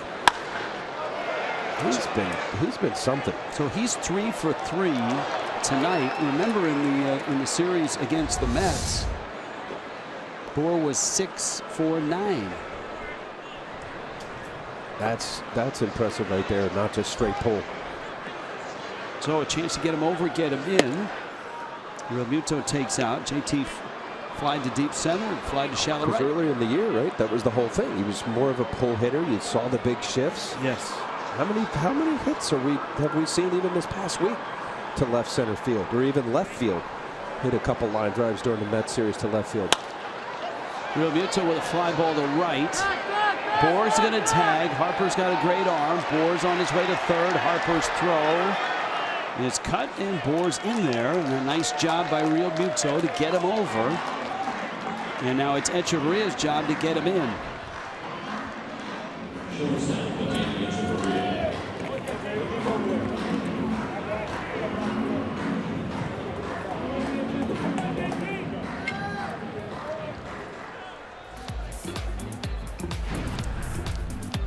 '17 All-Star Game at Marlins Park.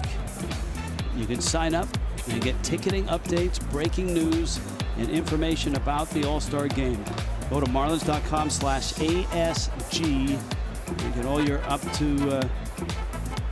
up-to-date news on All-Star events. Infield in, Echeverria takes in. This is the site of the 2018 All-Star Game. Nationals Park. It used to be American League, National League. Now it's you're running up from San Diego to Miami to DC. 3 straight National League cities. Well, you could even go to Cincinnati. That's right. So it'll be 4. That was the year before that, the Mets. It might be 5 years in a row in the National League. 13 was the Mets. 13, okay. Because that's where Jose pitched, right? Citi Field in 2013. A 1-2-3 inning that nobody heard about because Fox was interviewing Jason Grilli in the bullpen. Jose came in and just blew lights out, mowed everybody down, and they never had a chance to even talk about his story, talk about who he was, talk about his escape from Cuba. Nothing. 3-0. But look, that's the hard part about live television. I mean, Grilli was a great story too that year. Would have been nice to hear a little. Well, yeah, no, that, yeah, well.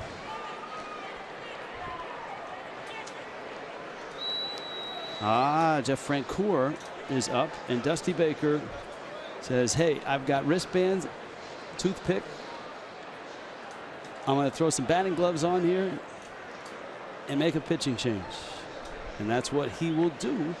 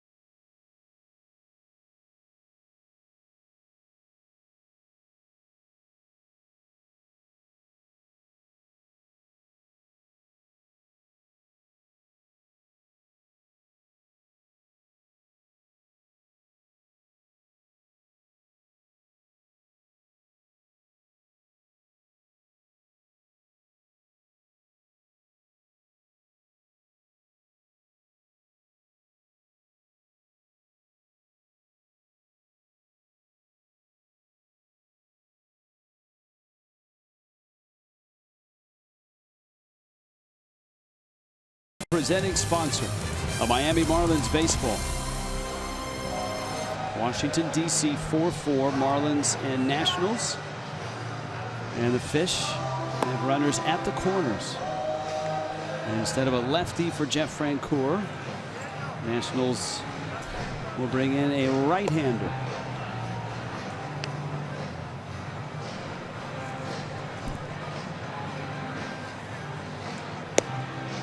Trevor Gott. Good numbers from Trevor Gott. Only 7 innings, the 1.80 ERA. Very good. 5 innings, 6 Ks.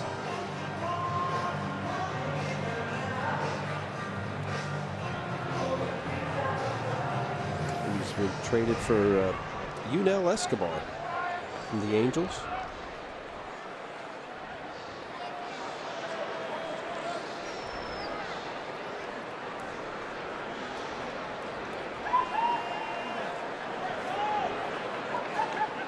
So here's Francoeur looking to drive a ball into the outfield and break this tie. And Gott. And the breaking ball misses out. It's 1-0.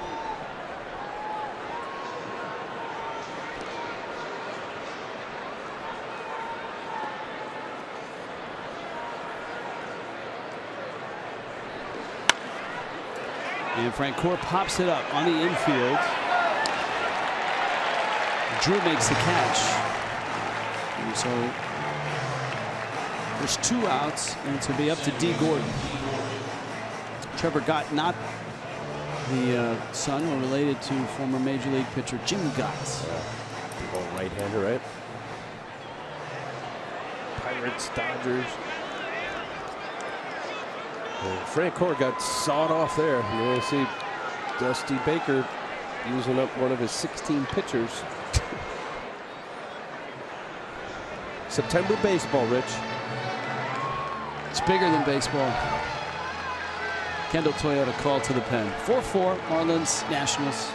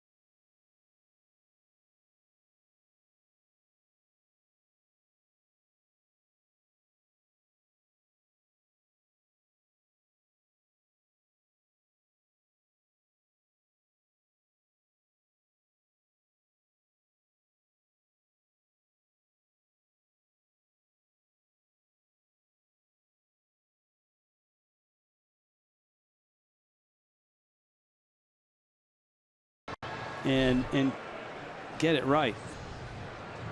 During the break, Outlighter. what are we doing? What is this? I was using it as a back scratcher. See me admiring your handiwork there? Thanks, Saul. Here's T. Gordon. And he swings and misses at Oliver Perez. Oliver Perez, 35-year-old veteran, been around a long time. 62 games. You see the high ERA and the 62 appearances, 38 innings. You know what that is? That's a lefty specialist. Third here, third of an inning here. Dusty's already got a right-hander warming up. Wow, 500 games for O. Perez.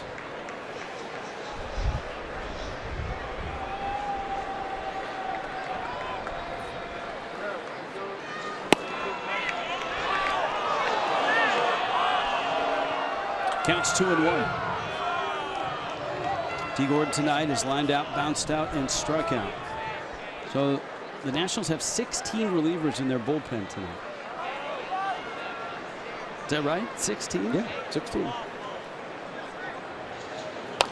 Gordon, a little dribbler. That's going to be a close play. Espinosa, he is safe. And Miami gets a run on the speed of D. Gordon.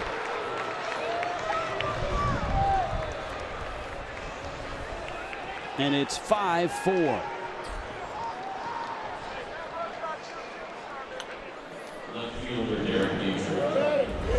D smelling a hit right here. You see a little dribbler immediately from the left side. And Espinosa knows it. Firm throw. Bang, bang. But that's pure speed from D. Gordon to beat this out. And a go-ahead run here in the 6th inning. Hustle through the bag. Look at that. Look at that. Love it. Love it. You betcha. When he plays with that emotion and uses that speed. Here's Dietrich now to face Perez. So Bohr scores. Echeverria's at second. Gordon's at first.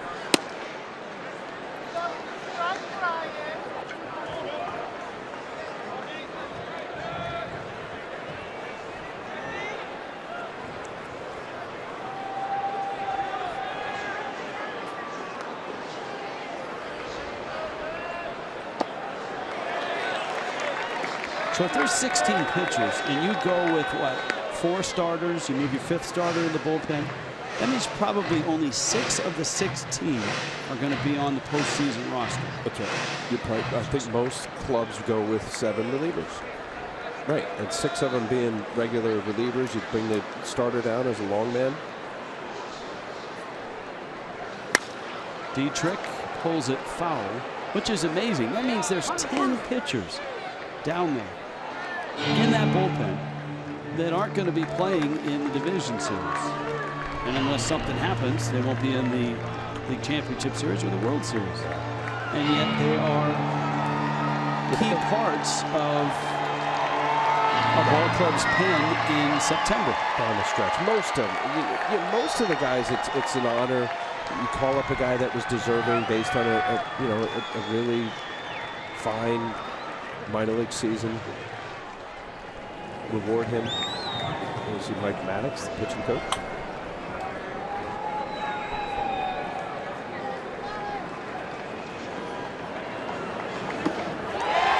Dietrich chases. That's his 3rd strikeout tonight. Miami gets a run though in the 6th. Leads at 5-4.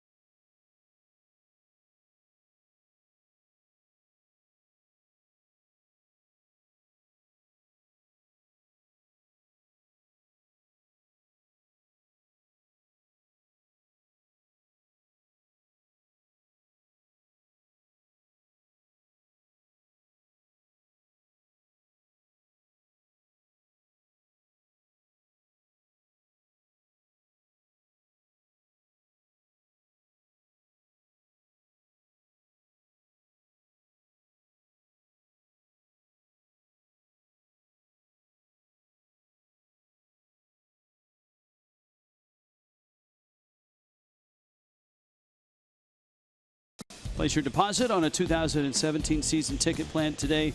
Guarantee access to the All-Star Game in Miami next year. Don't miss your chance to secure seats for a once-in-a-generation event and all of the All-Star Week activities. Deposits start at just $250. 1-877-MARLINS or go to marlins.com. Wei Chen goes tomorrow. Tom Kohler on Sunday. Marlins trying to get within a game of 500. Brian Ellington.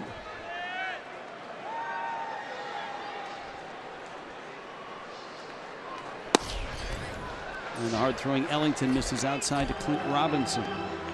Good numbers from Brian Ellington. He saw the 1.99 ERA in 30 games. The walks are an issue at times. 31 and 2/3 innings, 14 walks. That's not a good ratio. I think he's got closer stuff, Rich. We talk about triple digits.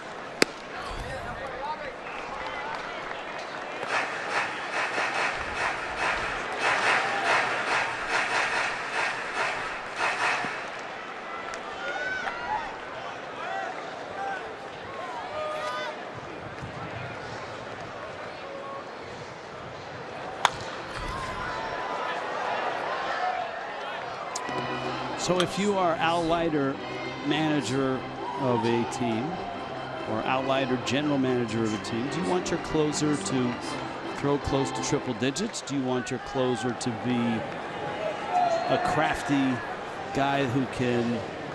You want the heat, huh? Yeah. No, listen, I played with Johnny Franco for 7 years with the Mets. And you talk about... Let's see if he's got a power. Listen, I want a guy that consistently, obviously, pounds his own, has at least one exceptional secondary pitch. Preferably a guy that can overpower guys, unless you have really good command of your fastball. Because I know where you're going to go with this. You got Trevor Hoffman, who did it with a changeup, and you got Mariano Rivera, albeit for most of Mariano's career, he did it with a fast cutter, but he threw a cut fastball. Okay. But the plus stuff, as you know, you get away with mistakes, and that's everything that we look here. We could dissect tonight's game. There's a hanging slider up out over the plate. The guy swung at it, probably a ball. There was a hanger. Wasn't a well-located pitch, but it happens. But Robertson swung at it, and we could play that all night long. Is there a pitcher on a mound that has good stuff? Do they have command of a fastball, and they have good secondary pitch or two? As a reliever, you don't need two pitches. What makes that difficult for a guy like Clinton Robinson to not be able to hit? Because they have to respect what? The plus velocity. However, I know where you're going to go. You're going to say, well, guys that have 95 or better, they get hit around. Then that's where you start looking into a little bit further. Does he have command of a fastball? What is his secondary pitch? Does he throw it for strikes? That's a good slider right there. So, yeah, give me the guy with 98 and some kind of secondary, a split finger, curveball, slider. I don't care what it is. I'll take that guy. Could be a closer. Now, what does he have? What's in his gut? What's in his heart? Does he have that tenacious, I'm going to rip your throat out when I have to close things out?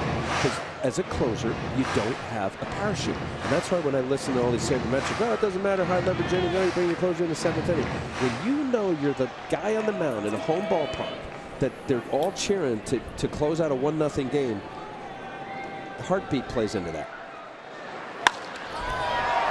Espinosa lifts it to left. It's Dietrich's territory tonight. And Rich, I know you've been doing games for a long time. There are guys that have the stuff, but then do they have the gumption for it? Do they have the guts? Do they have that tough, I'm going to do whatever I can to, do what I have to do to close out a game? It's different. It is. I don't care what the computers tell me or tell anybody. That's what makes them special. And I said, Johnny Franco, he threw 90, and he had a great changeup. And he's 5'10". Where do you put A.J. Ramos? What category do you place him? In the Franco line? More so. I mean, Ramos, I think, because he's such a multiple pitch guy, he almost gets a little muddied with, which pitch am I going with? 2 breaking balls, good changeup, fastball that's good, but it's not exceptional. He still has to dot it. He can't just, here it is, hit it, 0-0 count, you're going to foul it off. Yeah, I would put him in more of that. I got a chance to play a few years in Toronto. I had Tom Henke, and then I had Dwayne Ward. Dwayne Ward was, I forget which year it was. I think it was 93. Unbelievable. He was heater, and then slider, and strike you out. If he didn't have 2 strikeouts an appearance, he was beyond mad. I mean, that was kind of his disposition. Hit hard. Gordon has it. Nicely done. Little flip. And Brian Ellington comes in with the great stuff that he's got. And he gets 3 outs. So 1, 2, 3, 6. Well done, young man. 5-4. Marlins on top.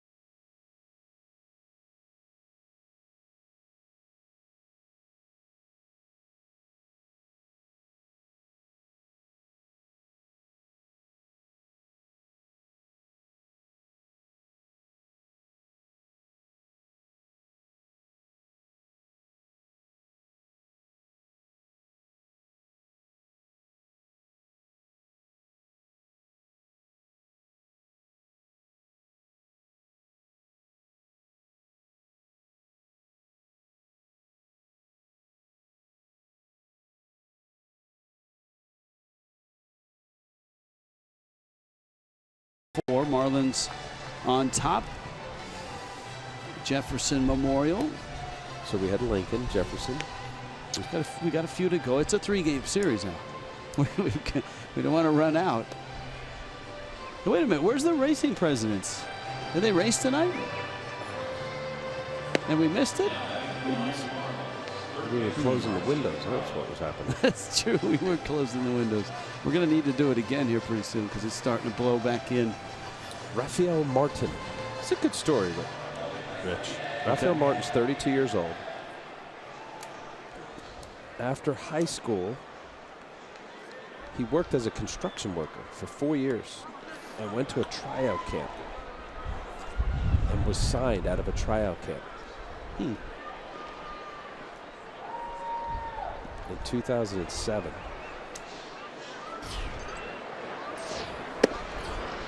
And played, almost 10 years to get to the big leagues. Saltillo of the Mexican League. 07, 08, 09. All in Saltillo.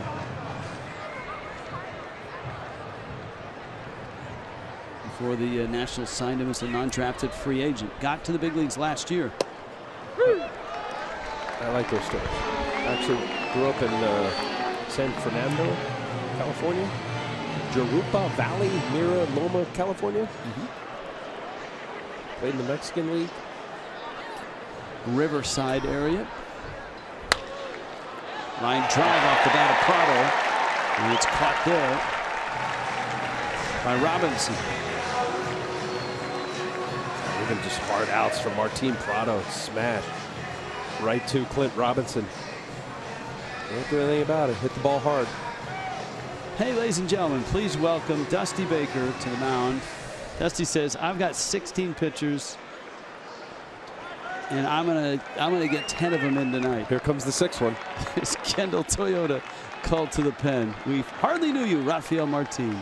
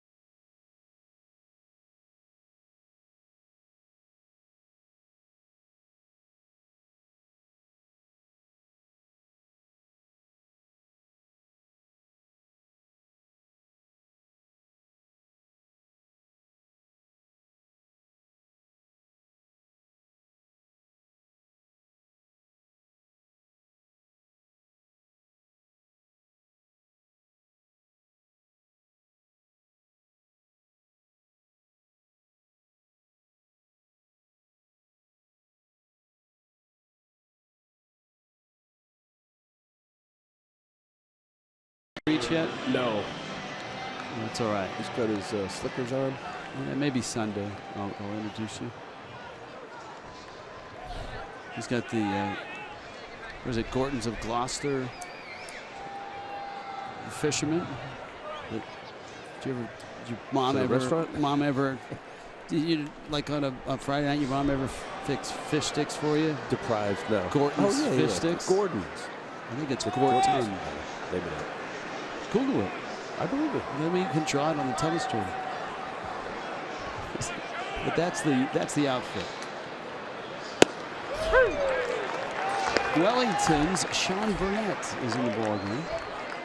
And he gets Christian Yelich. Former #1 pick from Wellington High School from the Pittsburgh Pirates back in 2000. So this is the 7th pitcher to work for the Nationals. It's the 7th inning. Christian Yelich, right field and deep and upper deck. Yelich blasts one to right. His second hit of the night. He's got a double and a homer and a sacrifice fly. Wow. That was a blast against the lefty Burnett.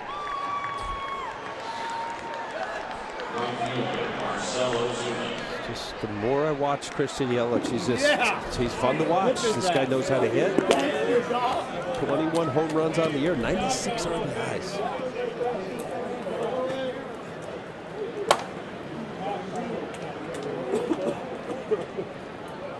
What a year.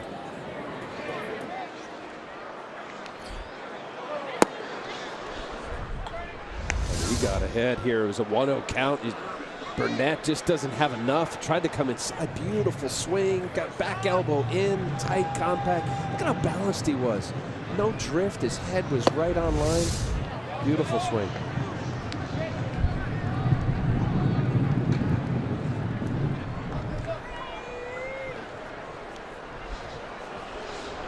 Marcell Ozuna. And Ozuna takes the strike. It's 2-1. 21 homers. And now, remember, we talked about 100 RBIs for Yelich. He's at 97 with 2 tonight. Oh, I shortchanged him. 96. Up the middle. Drew on to first. Everything just sounds hard. Even outs are just smashed. Yelich had an RBI on the sacrifice fly back in the 3rd. Gypped him.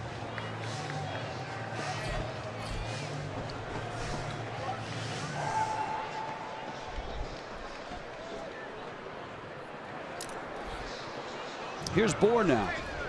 6-4 Miami, 7th inning.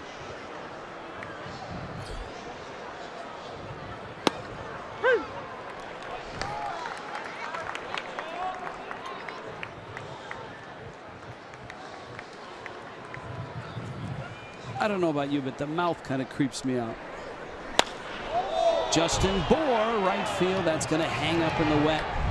And it's caught there by Harper.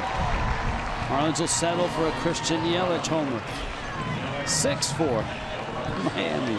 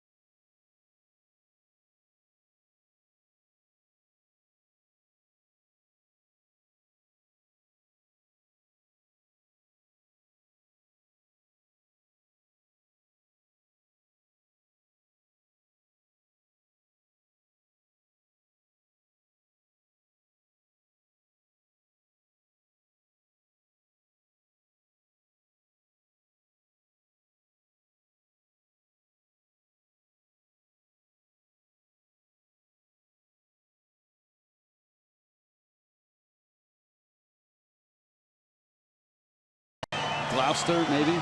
Or fish stick thing. Fish sticks. There it is. Gordon's Goodness. And there he is. That's it. Is that Alec Baldwin? One of the Baldwin Alec brothers? Baldwin a little bit, doesn't it? That is the Gordon's fisherman. He was quite successful. He opened up his own frozen food. See, it's a raincoat, but they're called slickers? Yeah, I think it's a slicker. That's all. Whatever it takes, really. Come on. You got to stay dry. Fernando Rodney, ladies and gentlemen, is in the ball game.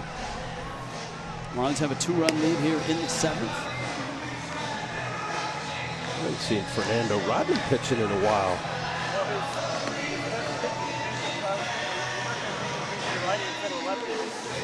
Against Atlanta on the 24th, so 6 days ago, Rodney pitched. There's another yellow sticker. Hey, Fernando. Rodney's numbers with Miami, 6.23 ERA. And of course, an all-star before the trade. I mean, that's just so stark.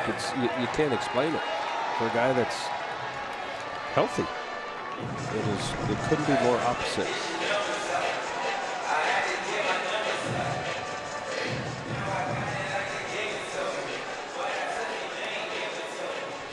Brian Goodwin, Marlins saw him in left field down in Miami.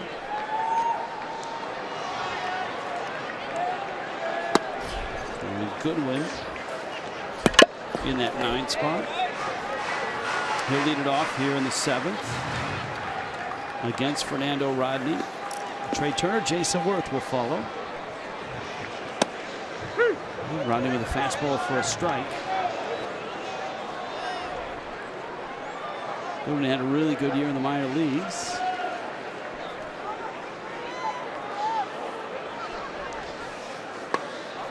Tries to bunt and fouls it off. Where he was going to bunt it, Prado was right in on the bunting circle on the grass. AAA for the Nationals is Syracuse now. He had 25 doubles, 14 homers, 15 stolen bases, just 119 games. Swing and a miss, and Real Muto tags him out.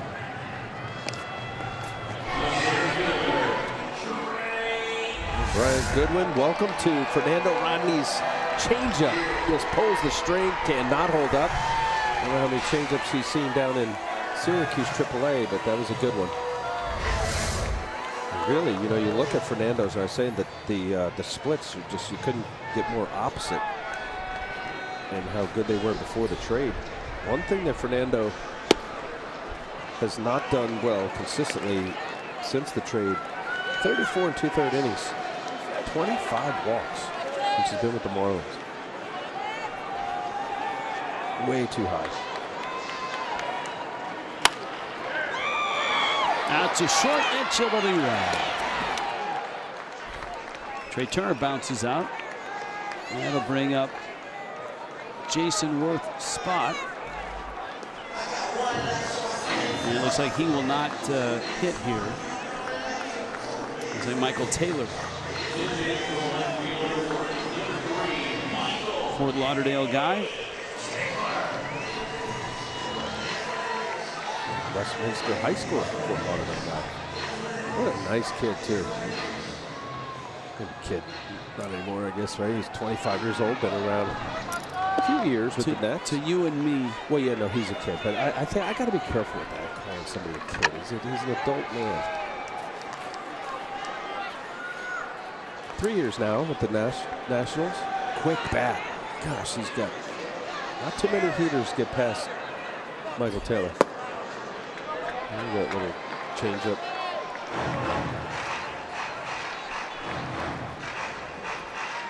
Important night in baseball tonight for sure. What's happening? Well, where shall I start? How about rain in St. Louis? But the Cardinals have a 7-0 lead over the Pirates. What inning? That is bottom 8. 7-0 Cardinals over the Pirates. So let's stick in that National League wild card, shall we? Yeah. How about Dodgers, Giants, Dodgers, Gigantes, 2-2 in the third. Dodgers, Giants, 2-2. And as we told you earlier, the Mets beat the Phillies 5-1.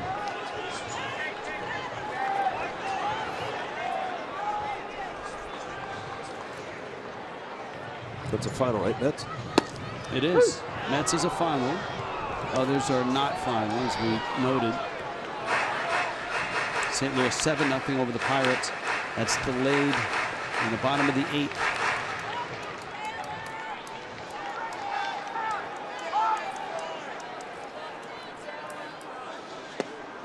Fernando Rodney and his changeup on tonight strikes out Taylor. 1-2-3 inning for Rodney to the 8th, 6-4.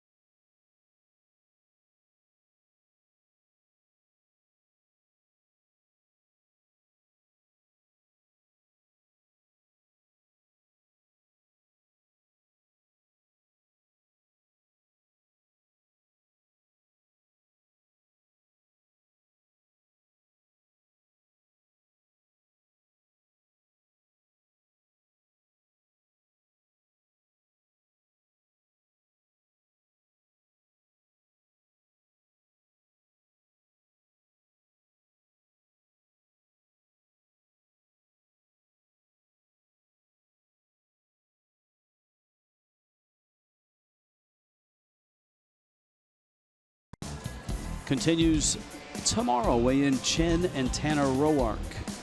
Marlins and Nationals. Chen, coming off the disabled list, has made a start. He gets another. Tanner Roark has been a big piece of the Nationals' success this year. No Steven Strasburg, at least not until late in October, if the Nationals are fortunate to get there. And so Roark gets the ball, and he certainly will be called upon in the postseason.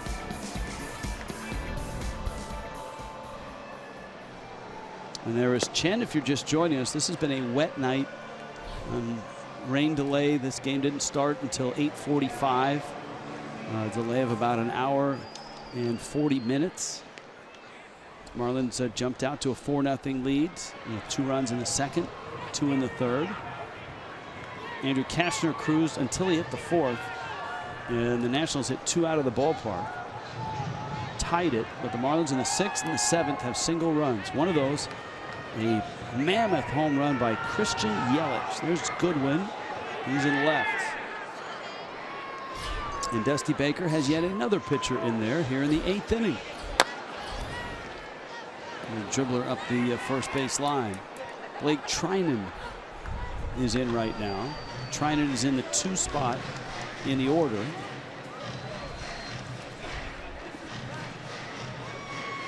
One of their go-to guys for Dusty, Melanson, their closer. Blake Trinan's had a good year, the 2.23 ERA, 71 games, super sinker.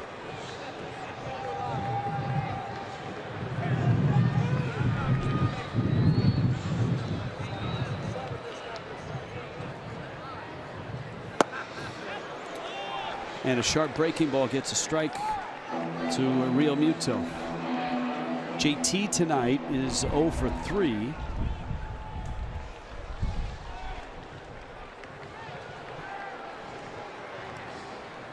Real Muto's average sitting at .303.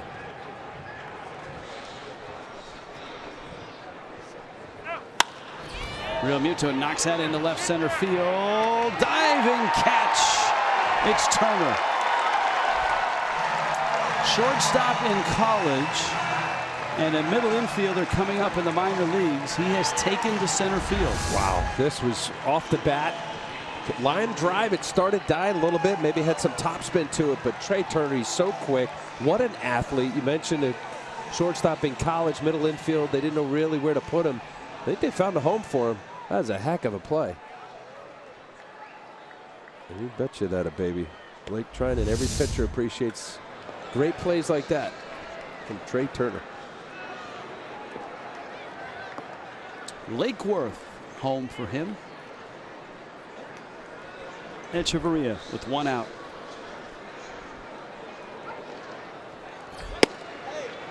And Trinan with the breaking ball. And it's 1-0. So what games have interested you tonight? Tigers won. They beat the Braves 6-2. They're at 86 and 73. Blue Jays lose. They're 87 and 73. So the Tigers are a half game back. Boston and a big Poppy homer did in the Blue Jays 5-3. So the Tigers may have to play an arena on Monday. That's the day. The Orioles hammered the Yankees. 88 and 72 now are the Baltimore Orioles.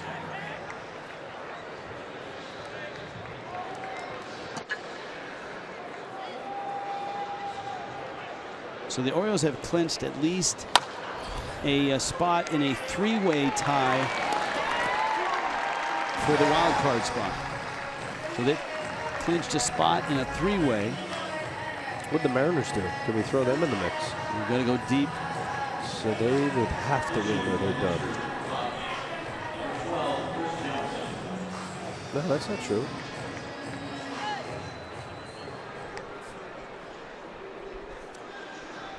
They have 85 wins coming into tonight. Seattle has a 5-0 lead over Oakland. So they'll have 86 wins. If they win that game. Now that's early. That's 4th inning. But it's in Seattle and it's 5-0 over the Athletics.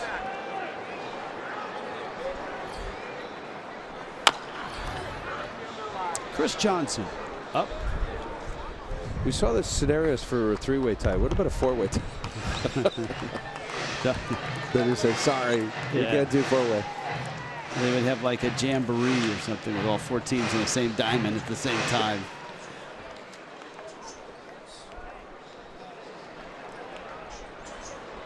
That would also involve the mascot races of each team. Pitch misses down.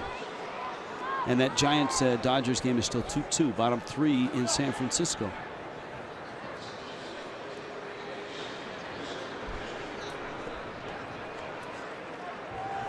Texas, with a 3-1 win over the Rays, has clinched home field advantage throughout in the American League postseason. Or maybe 4-way tie, you do a little rock, paper, scissors.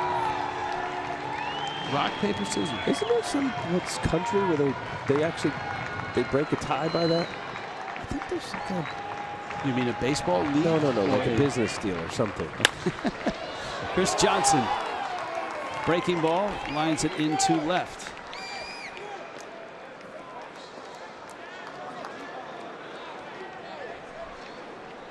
I remember seeing it.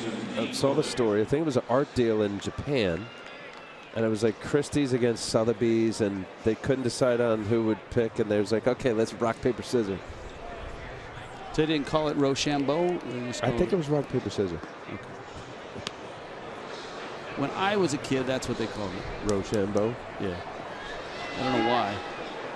I'm actually afraid to Google it because it might be something I shouldn't have said. D. Gordon up. Johnson delivers a base hit to left. And that one lines out of play.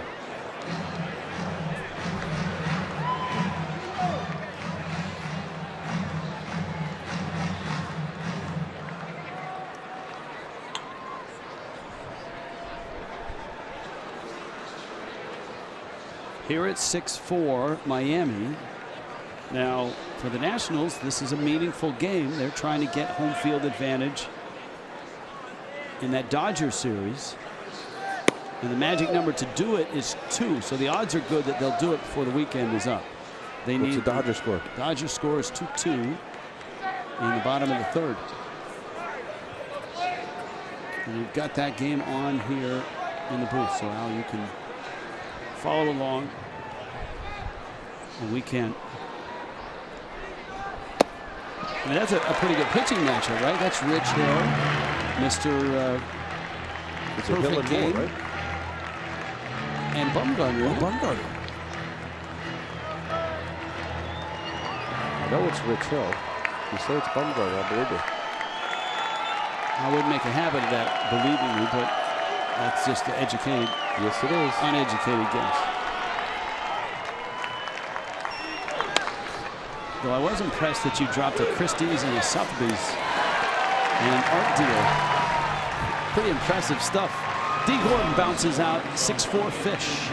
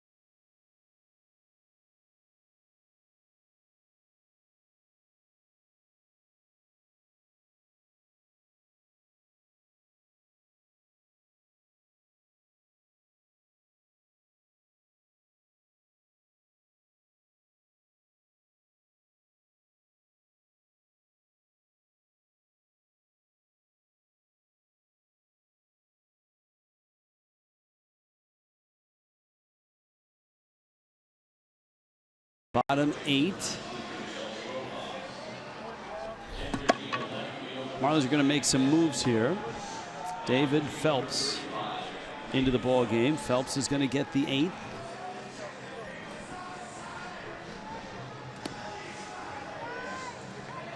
Looks like a Miguel Rojas appearance at first base. Nice year for Phelpsy. Very respectable 2.34 ERA, the 62 appearances. 84 2/3 with 61 hits. Nice ratio there. There is Miguel Rojas.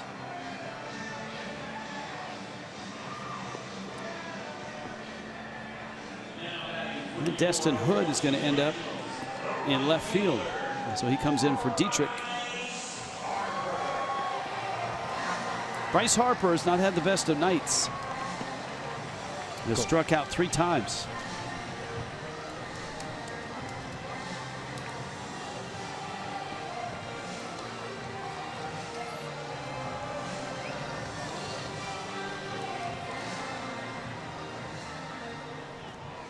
John Mattingly has endured an hour and 40-minute rain delay. He's endured rain showers and sprinkles throughout the game. And Phelps throws a strike. This has been such a fantastic year for David Phelps. He has, remember, he's had the great spring training. Marlins started him out in middle relief. That's a pretty good pitch. You can see Phelps' reaction.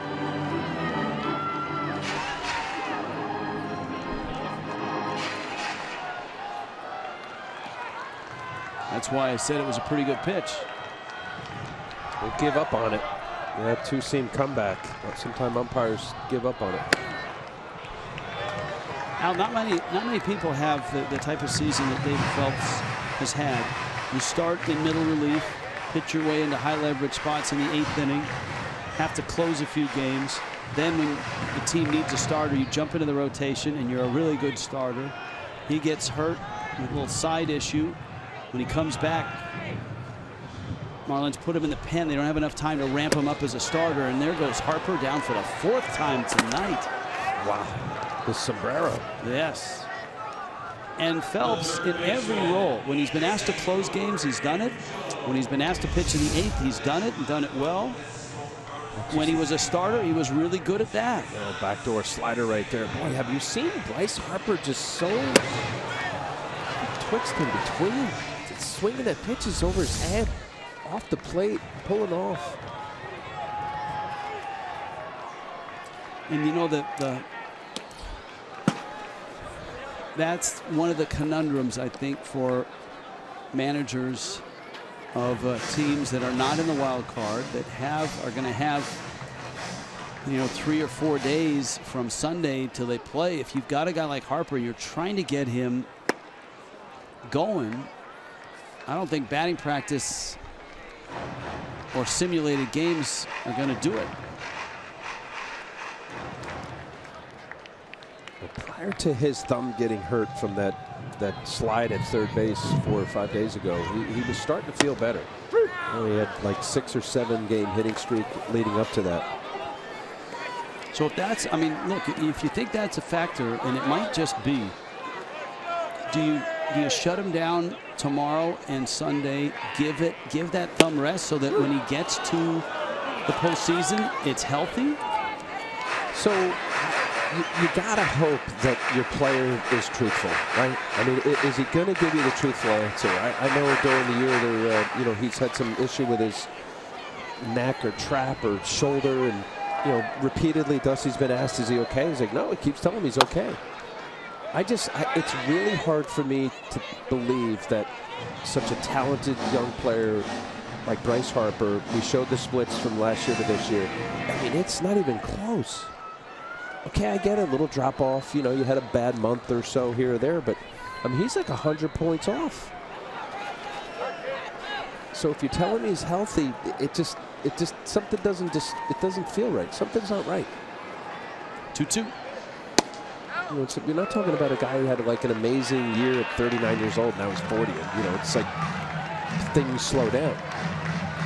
The future's in front of him, and right here as we watch.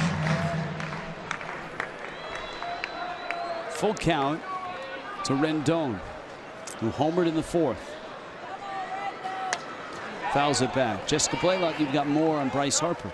Yeah, earlier today, Dusty Baker talking about Bryce Harper. He said that he felt like Harper actually could have played yesterday, but when a player tells him that he feels good, he wants to give him an extra day of rest, so that's what he did. He gave Harper that extra day of rest yesterday. That's why we're just seeing him in the lineup for the first time since Sunday tonight. He said that actually he went up to Harper and he pulled on that injured thumb, and Harper was like, ow, why did you do that? And Dusty said, hey, I just wanted to make sure you're okay. So as far as Dusty is concerned, he feels like Harper is genuinely okay. I like, Jessica, I like that. And I've heard other managers have that rule. And that is when a player tells you he's okay, you give him one more day. It's almost like, okay, I believe you, but only so much. Here's one more day. You got tomorrow. Bonds, actually. So an interesting connection right there. Dusty saying that he learned a very important lesson from Bobby Bonds on taking an extra day to rest your body, because Dusty had dealt with a thumb injury, felt like he had come back a little bit too soon, hurt himself even further. So that's why he now gives his players an extra day of rest. It's handed down, isn't it, from generation to generation. Listen, and Bryce is a guy that, they had to figure out a way to get him to understand that you can't play with your hair on fire all the time. It's great to give the max effort, 100%, that mantra. But, he was running into walls and crazy slides, and You know, he's, you know, how do you, what's the fine line to temper that from a player to being gentle and not aggressive, and then over the top? You know, even right now, he had a neck injury in somewhere in mid-August. I think it was against the Giants. And there was, you know, took some days off, and, you know, same thing. Dusty, you know, how do you feel? You know, is it the neck? Does it go down to his shoulder? Does it affect the way he swings?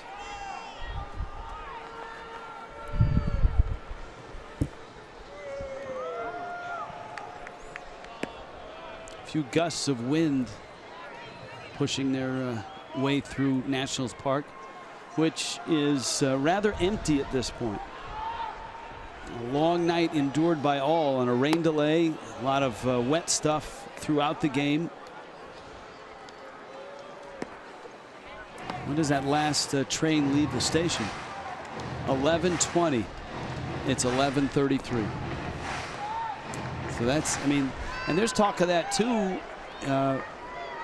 You know, once you get into the postseason and you get late starts and late games, will there be trains that will take people home? Because, as you know, Al, this area, people rely so much on the metro to get them back and forth to home. The Northeast corridor, Rich. You know, I live in New Jersey, New York area. People use mass transit daily, and it's convenient. You know, the roads are, there's traffic and backed up. It's easier to take transit. I know that Max Scherzer's making a push publicly. I guess he was on some radio show today, you know, trying to get people on board and convinced that if, you know, playoff bound, there's fans here, and they've done it in the past where they had to get on that train and they're emptying out in the 7th inning, especially with these later starts, 8:40 starts. It's too bad there's not a politician in this town to help, right?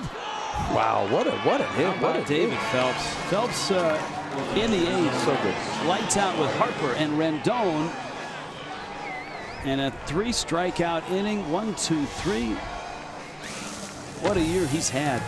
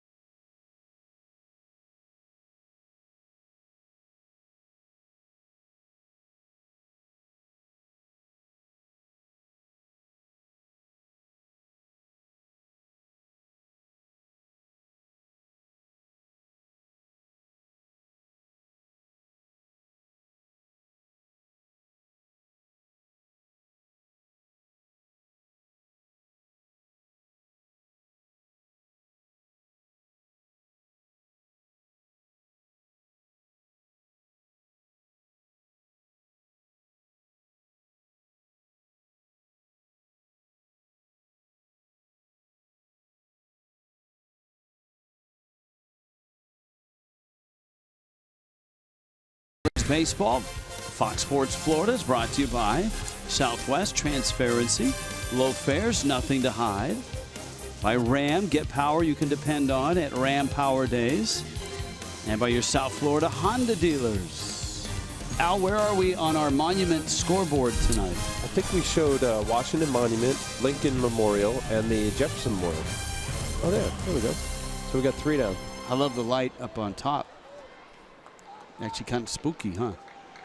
Yeah. Red eyes. It's funny, since we've been coming here. It's been covered, right? 2005 was the first year of baseball back in D.C. They were just starting to renovate that. It was, remember, an earthquake that damaged it. Yeah. It took about 3 or 4 years to finish that. Then the Capitol building The renovations on the Capitol building have been going on for 3 or 4, maybe 5 years. That's done, isn't it? I mean, think the so. scaffolding was all over it. Not now.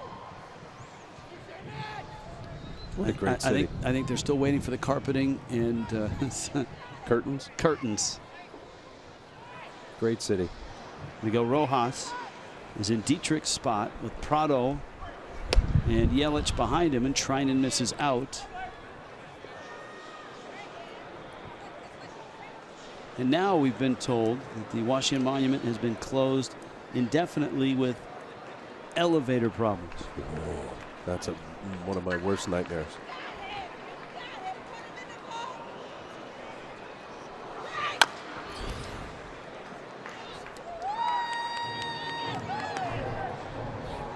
That's not that, that's not a elevator you want to get stuck in, right? Worst. I couldn't do it. In the Washington Monument? Or there's got to be stairs. I don't know, but once you're stuck, you're stuck. Yes, there are stairs, we've been told. We'll just take a snack next time you go. Some Swedish fish? Swedish fish, maybe some M&Ms, much like you've been snacking on tonight, my friend. Michael Kay gave me all your secrets. He told me. He said if Al doesn't bring the M&Ms and the Swedish fish, maybe a little Red Bull in the 7th inning. No. I don't do Red Bull anymore. Okay. It's bad for you. All right. Well, for me.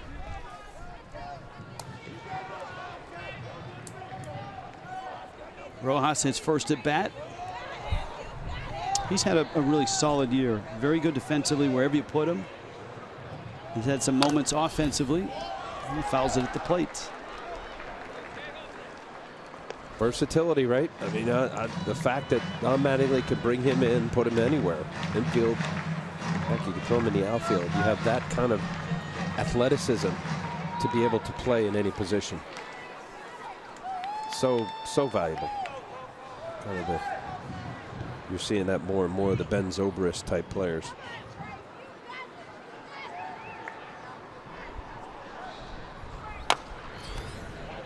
Treinen just throwing that fastball that runs in on his hands. Games as a defensive sub. Sean Rodriguez is out of that mold as well. See Chris Johnson on that list.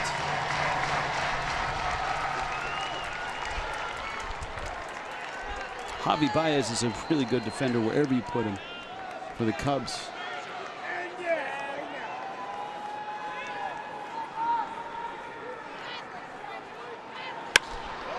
Rojas pulls it down the line, and that's going to pop up into the seats for a ground rule double.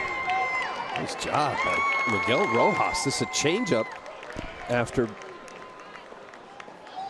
sinker from Treinen. That's his pitch, and then he throws this changeup. Watch here, it's out enough, but he pulls his hands in. Look at that ball. That ball is inside off the plate 3 or 4 inches. For him to be able to keep that fair. You see Lobaton behind the plate, frustrated with that call, I guess. A double for. In St. Louis, this is a regular double. At least it was last night. Yeah, the Reds got gypped on that one. Rojas, 12 doubles on the year. There you go. Here's Martin Prado. You got Yelich behind him. And Prado shoots one up the middle. Nicely done. It moves Rojas to third.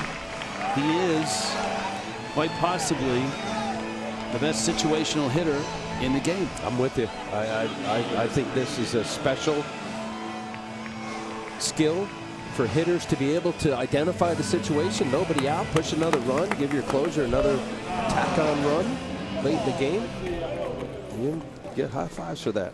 Now it gives Yelich an opportunity to pick up his 3rd RBI of the night and get a little closer to 100. Oh. Yeah, there you go. That you ruined it. Sorry. Smart. That's what happens when you're 8 stories high. You don't see. With a 2-hour rain delay? Yeah, with a 2-hour rain delay and no one to clean the windshield.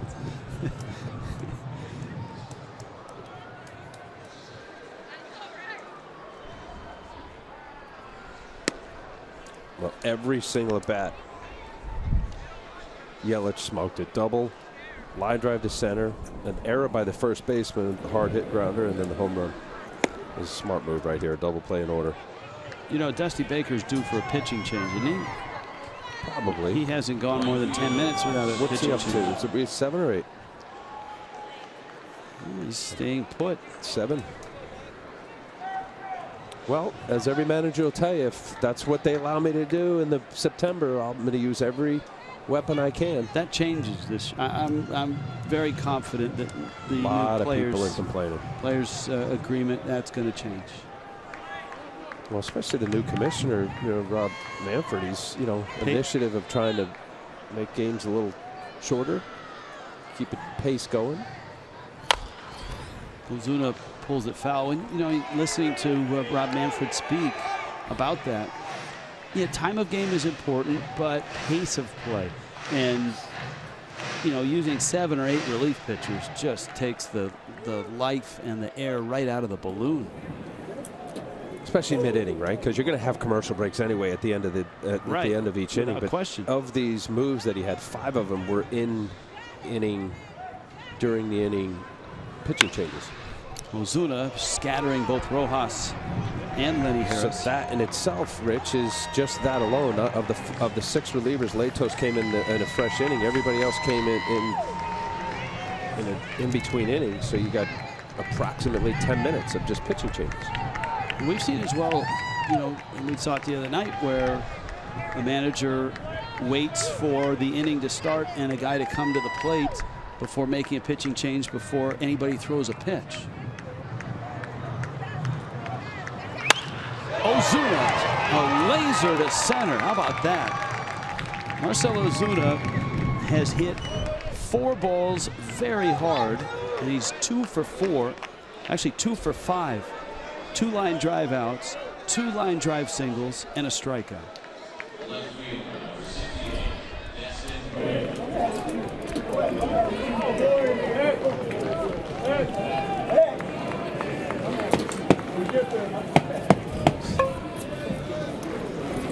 It's nice to see that. It's nice to hear that.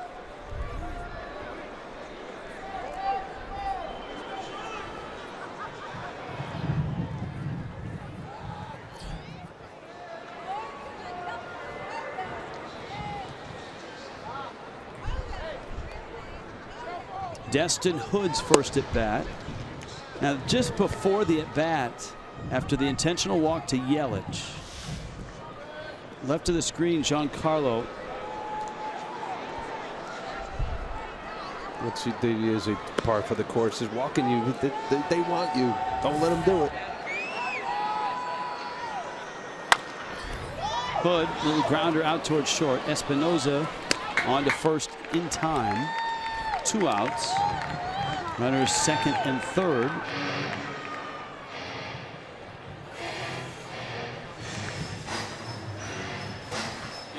And here comes Real Muto.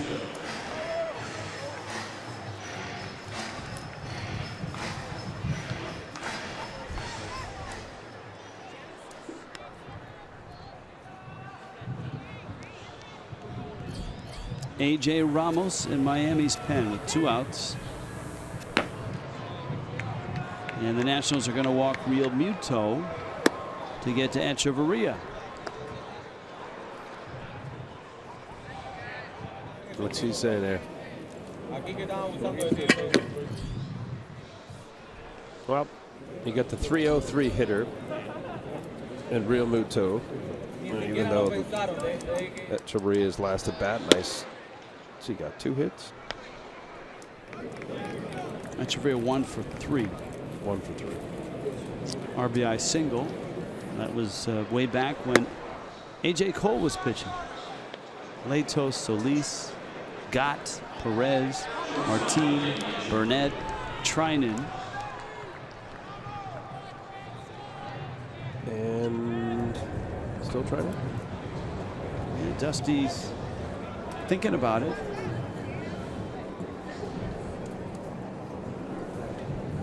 Dusty has arms ready in the Washington pen. You can actually hear The phone ring. The phone ringing in both bullpens.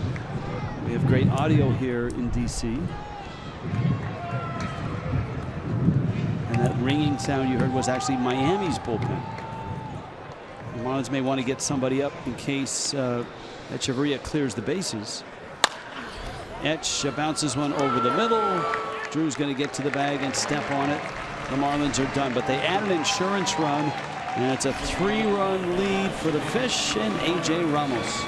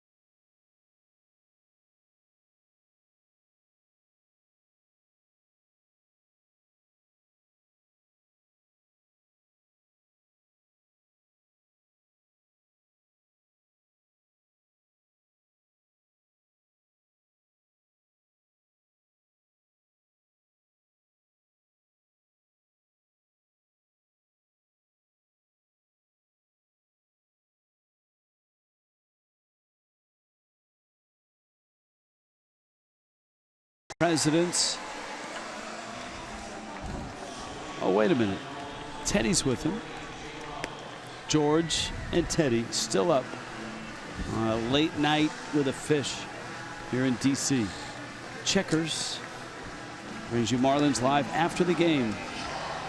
Carl Pavano, Craig Minervini, Boer's big night back home. 3 hits for JB, who was really ridden hard. The team was on him big because when the plane landed out in Dulles last night, JB announced, "We are back in JB's neighborhood." And as everybody walked out of the plane into the rain and the cold, a few guys said, "JB, this is not good." With more flowery language than that. He said it's football weather. This hail to the Redskins and all of that. A.J. Ramos, Miami's closer, 39-42 save opportunities.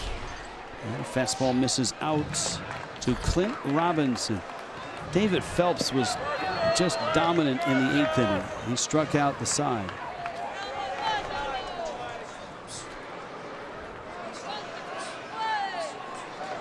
Won't get any better than that, right? No. And Ramos working out in front. Now, after 4 innings of Andrew Cashner, Mike Dunn, scoreless inning. Brian Ellington, scoreless inning. Fernando Rodney, scoreless inning. And David Phelps, scoreless inning. Who do you give the win to, Al Leiter? Dunn? I'm going to. Ellington? Rodney? Phelps? I'm going to say. I'm going to say who pitched the bottom of the 6th. The bottom of the 6th would be Ellington. I'm giving it to Ellington. But it's the official scorer's discretion, right? Right. I mean, he's pitcher of record in that inning. Game was tied.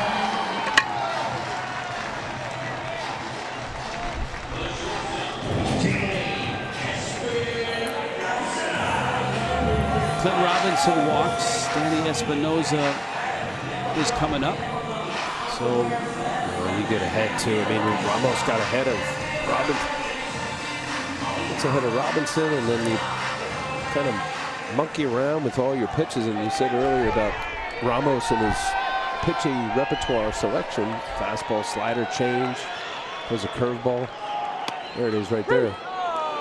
Very unusual, Rich, for a closer to have that many pitches. Ramos sits right at that 90. Well, the average is 92, but he can get it up to 96 miles an hour for his fastball. So it's definitely a good fastball. Ramos stomping off the mound. It counts 1-1. Pitch 2 had the plate, and it was right at the letters. Yeah. But how often do you see that high pitch not get called because it just looks so much higher than it is?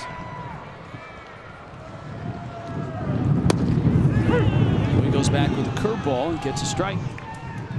Clearly showing the scouting report to Danny Espinosa, a good fastball hitter, curveball change, and then back to the curveball. A couple places here. Expand, make him swing at your pitch. You got a guy that strikes out a lot in Espinosa. I know he's got the 23 home runs, but struck out 173 times. And Espinosa strikes out here 174 times. First out of the 9th. That's a good changeup right here after the curve, change, curve, and then whoop, changeup. It's a great pitch. Out in front. By the way, outliner. Yes. The Cardinal game is a final, 7-0. St. Louis wins. St. Louis 84-76. Pitch misses in. Mets were winners, 86-74. And the Giants are tied in the 5th. Still 2-2. Yes.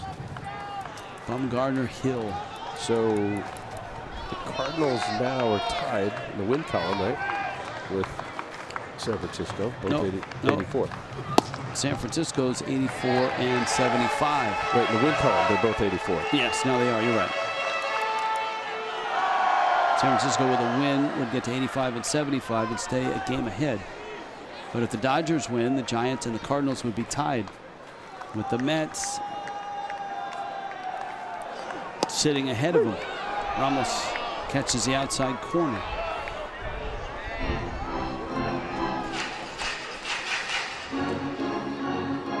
The Mets would be 2 up with 2 to play, so they would have clinched at least a tie in a 3-way. I don't know what they call that in this modern era, but clinching a piece of a 3-way. Something you don't want to happen. No. Oh, great. Although there's a lot of people that are curious to see, hey, let's see it happen and see how it works. Oh, yeah. No, I think as a fan, it'd be great. I'm saying if you're in that clubhouse. For the Cubs, it would be great. That was Joe Madden's wish, right? 2-2. Oh, Ramos. Changeup. Lobaton strikes out. I mean, almost identical what he did to Danny Espinosa. He just did to Jose Lobaton. His curveball, changeup. Watch how much this changeup moves. It looks like it's outer third and then ends up being about a foot off the plate. After a couple hooks, there's the changeup. Great pronation. Look at the rotation of that pitch. How it just continues to go away from the batter. Wait a minute. There's my line. What was your telestrator is? I don't know who's telestrated. We got a new one up here. Yeah, we do have a new telestrator. It's late night. It's the late night telestrator, is what it is. Let's call a good changeup from him. Yes, it was. Very good changeup. You never know what happens late night with the fish. 7-4. Ramos trying to finish it. Robinson is taken second. Brian Goodwin, his second at bat. And Ramos gets strike 2.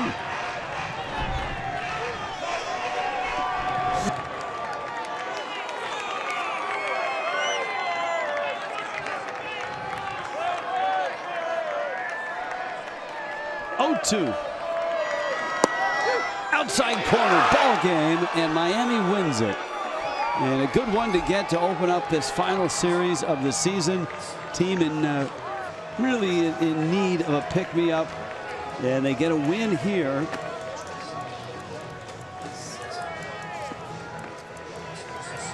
And it was the bullpen that was able to bring it home. Big night. Christian Yelich homered. Justin Bour 3 hits. And the Marlins win it 7-4. Craig Minervini, Carl Pavano, Jessica Blaylock. Coming up on Marlins Live, we'll see you mañana.